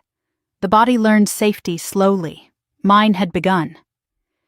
I walked into the study and sat in my father's chair one last time before closing the notebook and placing it back in the safe. Resentment compounds faster than interest. He had known. Maybe not the specifics, but the principle. Jealousy unattended grows roots. Roots break foundations. The snow outside finally began to melt completely. The yard returned to brown earth. Ordinary, unremarkable. Peace doesn't look dramatic. It looks like unlocked shoulders. It looks like uninterrupted sleep. It looks like a house that feels like a home again. Madison would spend decades confined by walls she built herself. I would not. And that difference wasn't revenge. It was choice. The war in my family had ended not with shouting, not with collapse, but with documentation, with truth spoken under oath, with evidence layered until denial had nowhere left to stand. Survival is not winning. It is continuing, and continuing without bitterness. That is the real work. That is the real ending. And for the first time since the funeral, I felt ready to step forward without looking back. The first time I slept through the night without waking to phantom sirens, I almost didn't trust it. Morning light filtered through the curtains softly, pale and quiet, without the sharp jolt of adrenaline that had defined the weeks after Ethan collapsed. No racing heartbeat, no immediate mental inventory of locks and windows. Just silence. Ethan was already awake, standing in the kitchen, pouring coffee. "You look different," he said when I walked in. "How?" "Like you're not waiting for something." I leaned against the counter. "I'm not," I said. The house felt settled now. Not tense, not braced. The reinforced locks were still there, but they felt like precautions, not barricades. Outside, the last of the snow had melted into dark patches of wet earth. Early spring light lingered longer in the evenings. The world kept moving forward whether we were ready or not. Madison had been transferred to a federal correctional facility 2 states away. Appeals filed, motions pending. But the verdict stood. 28 years, 28 winters she wouldn't see freely. I didn't feel satisfaction when I thought about that number. I felt distance. The case had moved from crisis to record, from fear to file, from threat to archive. That shift changes the air in a house. A week later, Lily visited again. She carried a sketchbook with her this time. "I drew something," she said, sitting at the kitchen table. She flipped it open. 2 houses in snow, one with smoke rising from the chimney, one dark. "Which one is which?" I asked gently. "This one's yours," she said, pointing to the lit one. "And the other?" She shrugged slightly. "Mom says prison is temporary," she said. "Prison is long," I replied carefully. "She says you overreacted." The words didn't sting anymore. "She can say that," I said. "But that doesn't change what happened." Lily nodded slowly. "I don't want to be like that," she said. "You're not," I replied. "Sometimes I feel mad at you," she admitted quietly. "For what?" "For telling," I didn't interrupt. "But I also feel mad at her," she continued, "for making it happen." "That's normal," I said. She traced a line across the paper with her finger. "Do you hate her?" she asked. The question lingered. "No," I said finally. "Hate keeps you connected in a way I don't want to be." She looked up at me. "What keeps you connected?" "History," I said. "Not emotion." She considered that for a moment, then nodded. We baked again that afternoon. No burnt cookies this time. The kitchen smelled warm and sweet instead of sterile and tense. Memory can be reclaimed. It just takes repetition. After Lily left, Ethan and I sat on the porch steps watching the sunset. "You've changed," he said quietly. "Everyone changes," I replied. "Not like this." I knew what he meant. The sharp vigilance that had defined my movements since the funeral had softened. Not disappeared, softened. "You can't live in battle stance forever," he added. "No," I agreed. I thought about the way Madison had described me in court. She always survives everything. She had meant it as resentment. But survival is not aggression. It's attention. It's restraint. It's refusing to let someone else's instability dictate your posture. The following week I received a letter. Return address: Federal Correctional Institution. I stared at it for a long moment before opening it. Madison's handwriting was unchanged. Sharp loops, confident strokes. "Riley, you always needed to be right. I hope you're happy now. You've destroyed everything. There was no apology, no accountability, just accusation. You could have chosen family over pride." I folded the letter carefully and placed it back in the envelope. Destroyed everything. The words didn't take root. She had destroyed something long before the courtroom. I didn't write back. There was nothing to clarify. That evening I walked through the house slowly. The study felt like a room again. Not a strategy hub. The kitchen felt like a place to cook. Not a crime scene. The bedroom felt like rest, not vigilance. I paused at the hallway photo of Madison and me as children. Snow piled high behind us, our faces flushed with cold. For a moment, I let myself feel the loss. Not the loss of money, not the loss of shared inheritance, the loss of a version of her that existed before comparison overtook connection. Grief is different from anger. It's quieter, softer, and it doesn't demand action, it demands acknowledgement. I touched the frame lightly and kept walking. The next morning, Hayes called again. "Appeal was formally filed," he said. "Expected," I replied. "It won't overturn the conviction. Evidence was layered." "I know," he paused. "You did the right thing." The phrase lingered. Right doesn't always feel good. It feels necessary. After the call, I drove to the cemetery again. The frost was gone this time. Green shoots were beginning to push through the soil around my father's headstone. Seasons don't pause for family drama. They cycle. "I ended it," I said quietly, not triumphantly, just factually. The wind moved lightly through the trees. No answer came. None was needed. When I returned home, Ethan was assembling a new dining table. "You're nesting," I teased. He smiled faintly. "Reclaiming," he corrected. "Yes, reclaiming." Later that afternoon, I sat at the kitchen table and opened a blank notebook. Not my father's. Mine. I wrote one sentence. "Blood does not guarantee loyalty." I paused. Then wrote another. "Jealousy ignored becomes entitlement." And another. "Survival is not victory. It is opportunity." The words didn't feel like a lesson. They felt like clarity. Lily would grow up knowing what happened. She would have to decide how to carry it. But she would also know that silence is not protection. Silence is erosion. The sun set earlier that evening than I expected. Spring light shifting again. The house glowed softly from within. I stepped outside and locked the door once, not twice. Once it held. The street was quiet. No idling engines, no shadowed figures, no waiting, just ordinary night, ordinary air, ordinary peace. The war in my family had not ended with shouting. It had ended with documentation, with recorded words, with a jury's verdict.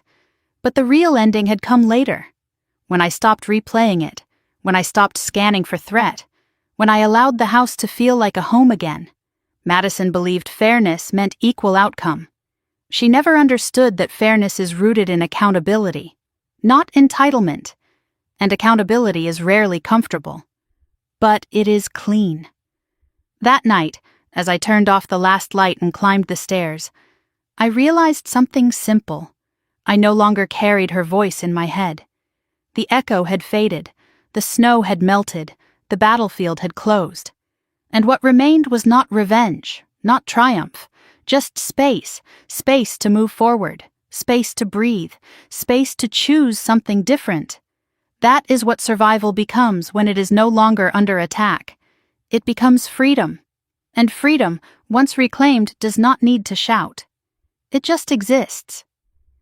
I didn't attend the sentencing hearing in person. I woke before sunrise that morning and stood in the kitchen barefoot, watching the sky turn from deep blue to gray over the trees behind the house. The air felt different than it had on the day of the verdict. Quieter, less charged. The coffee maker clicked off. Steam curled upward in thin ribbons. Ethan came in a few minutes later, pulling on a sweater. "You're sure?" he asked gently. "Yes," I said. He didn't push. There are moments when showing up feels like strength, and there are moments when not showing up feels like closure. This was the second kind. I sat at the same kitchen table where Ethan had collapsed months ago and opened my laptop. Hayes had told me the hearing would begin at 9 in the morning. He would call after. In the meantime, I had something else to finish. I pulled out a sheet of paper and began writing, not to the judge, not to the jury, to myself.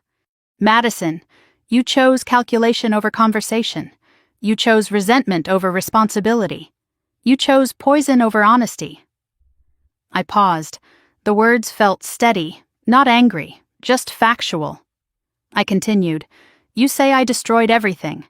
But everything was already broken the moment you decided my life was collateral." I set the pen down and folded the paper once. I wasn't going to send it. Some letters are written for release, not delivery. At 9:27, my phone vibrated. Hayes. "It's done," he said.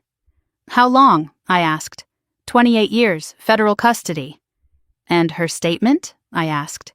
He paused briefly. She said she never meant for Ethan to get hurt. She said she only wanted what was fair. Fair, the word again. She did not apologize, he added. I didn't expect her to, I replied. She requested reconsideration for Lily's sake. Of course she did. Hayes hesitated. You don't sound surprised. I'm not. After we ended the call, I closed my eyes for a moment. 28 years. I tried to picture that length of time. Lily would be nearly 40. The house would be different. The world would be different. Madison would age behind concrete walls. Not because I wanted her there, but because she built a structure that left no other outcome. Ethan sat across from me. It's finished, he said quietly. Yes. He reached across the table and squeezed my hand. We didn't speak for a while. The silence wasn't heavy, it was complete. Later that afternoon, I drove to the cemetery alone. The grass had grown greener since my last visit. Small flowers dotted the edge of the path. I stood in front of my father's headstone and let the breeze move through my hair. She said she wanted what was fair, I murmured. The wind didn't respond. It didn't need to. Fairness doesn't erase intent. It doesn't rewrite evidence. It doesn't neutralize poison. I brushed my fingers across the engraved letters of his name. You warned us. Not in specifics, in principle, resentment compounds faster than interest. She let it compound. I chose to stop it.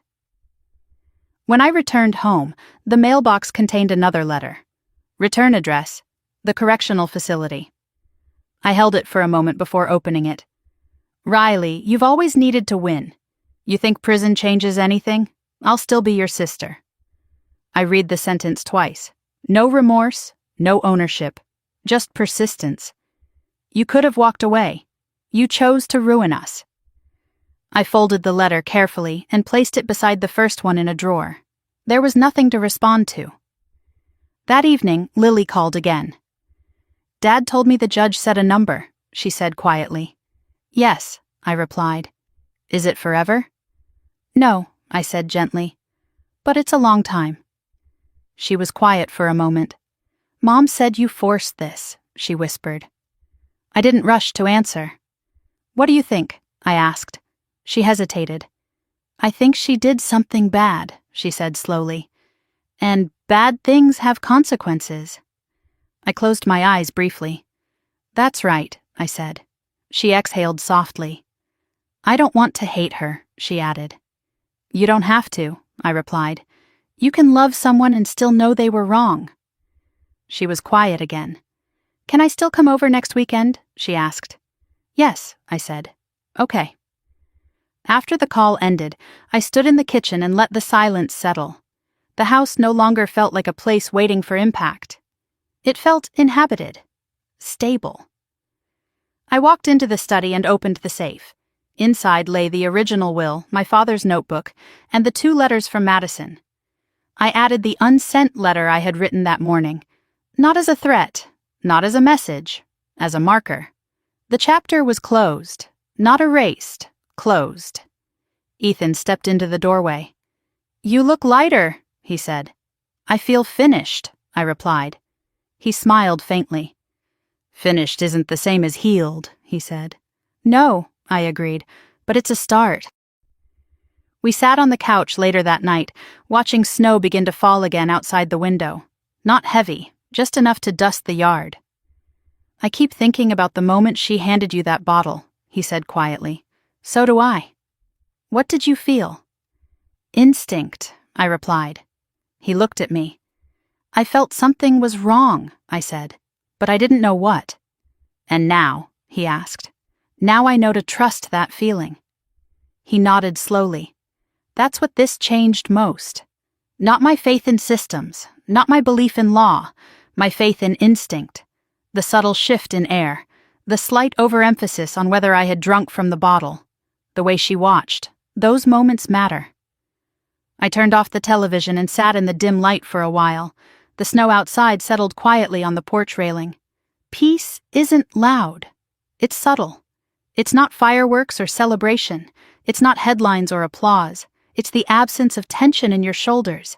It's locking the door once and trusting it. It's sleeping without rehearsing worst-case scenarios. The next morning I woke without checking my phone immediately. That was new. I made coffee, opened the curtains, let sunlight spill into the kitchen. Madison would spend decades replaying her choices. I would not. Her resentment had shaped her outcome. My boundaries had shaped mine. Later that day, I drove past the courthouse without slowing. It looked ordinary. Just another building in the city. The drama it held weeks ago had dissolved into routine. Trials end, records remain. But life moves. As I turned onto the road back home, I understood something clearly. Survival is not victory. It is the opportunity to stop a cycle, and cycles only stop when someone refuses to play their part. Madison played hers. I refused mine, and that refusal changed everything. The war in my family did not end with shouting. It ended with documentation, with testimony, with a verdict spoken clearly into record. But my peace began somewhere else. It began the moment I chose not to respond to her last letter, not to argue, not to defend, not to reopen the wound. Silence in that moment wasn't avoidance. It was boundary, and boundaries are stronger than revenge. That night, as I locked the door and turned off the lights, I didn't look over my shoulder. I didn't replay the hospital. I didn't replay the courtroom. I simply walked upstairs and slept. For the first time in months, without dreaming of poison. The first warm day of spring arrived without announcement. No snow, no frost, just sunlight pouring through the kitchen window and the sound of birds settling in the trees behind the house. I stood at the sink, rinsing coffee from my mug, and realized I hadn't thought about poison in days. That felt like progress. Ethan stepped out onto the porch with a box of old paperwork we had finally decided to shred. Bank statements, insurance copies, court transcripts. "Ready?" he asked. "Yes." We fed the papers through the shredder one stack at a time.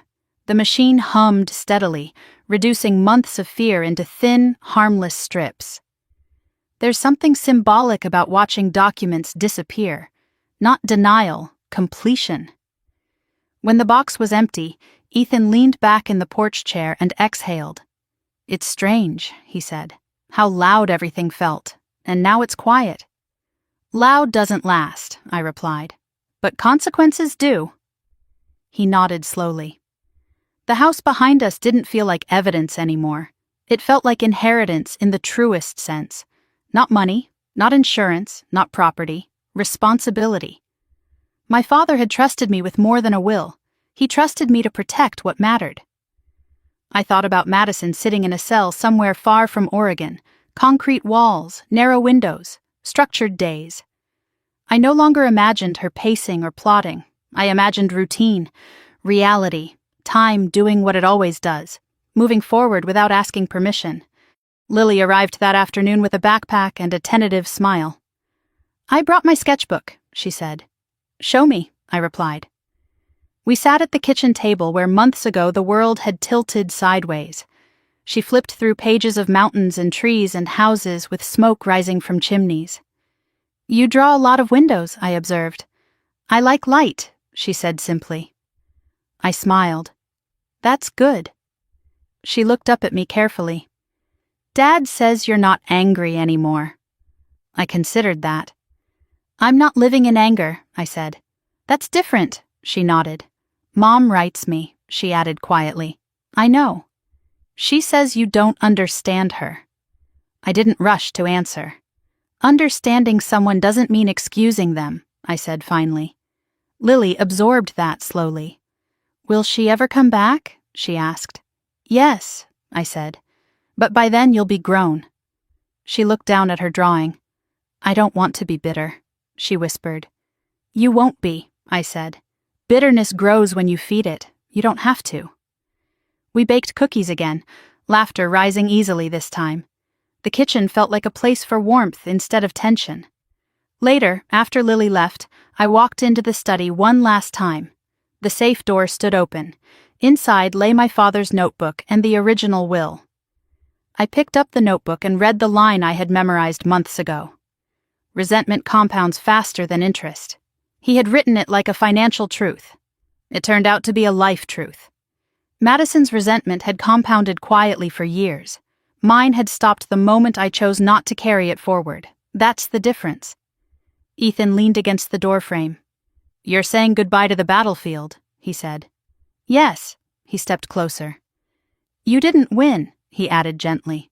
"No," I agreed. "I survived." "And you stopped it," he said. "Yes." Stopping something destructive is quieter than winning. It doesn't come with applause, it comes with space. Space to breathe, space to sleep, space to choose differently. That night, as the sun dipped behind the trees, I sat on the porch alone. The air smelled like damp earth and new growth. I thought about the moment Madison handed me the bottle after our father's funeral. She had called it a peace offering. Peace doesn't come in glass bottles. Peace comes in boundaries. Peace comes in truth spoken under oath. Peace comes in refusing to normalize betrayal. I no longer replayed the scene with anger. I replayed it with clarity. Her eyes had been too intent, her questions too pointed.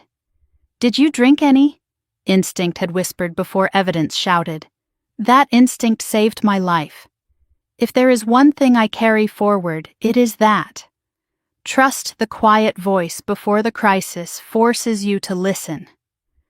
I don't hate my sister. Hate would tether me to her. I don't feel victorious. Victory implies someone had to lose. This was never about scorekeeping. It was about ending a cycle of jealousy that had been building since childhood. Money amplified it, but it didn't create it. What created it was comparison left unchallenged. If you've ever felt like the responsible one, if you've ever carried the weight while someone else blamed you for standing upright, if you've ever been told you were lucky simply because you endured, you understand this story. Survival is not arrogance, boundaries are not cruelty, and accountability is not revenge. It is protection, protection of your life, your peace, your future.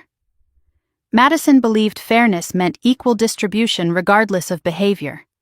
She never understood that fairness includes consequence. Blood does not guarantee loyalty. Family does not guarantee safety. And sometimes the battlefield isn't a desert overseas. Sometimes it's a kitchen after a funeral. The war ends the moment you refuse to participate in destruction. I stood from the porch and locked the door once, not twice, once. The house felt warm behind me, stable, alive. I turned off the lights and walked upstairs. As I lay in bed, I didn't see a courtroom, I didn't hear a verdict, I didn't hear glass shattering, I heard quiet. And that quiet felt earned. If this story stayed with you, if it reminded you of a moment when you had to choose boundaries over blood, I'd like to hear it. Leave a comment. Tell me where you drew your line. And if you're still standing after something that tried to break you, stay here. Subscribe. Because sometimes surviving isn't the end of the story. It's the beginning of choosing differently. And that choice, every single time, is what keeps us free.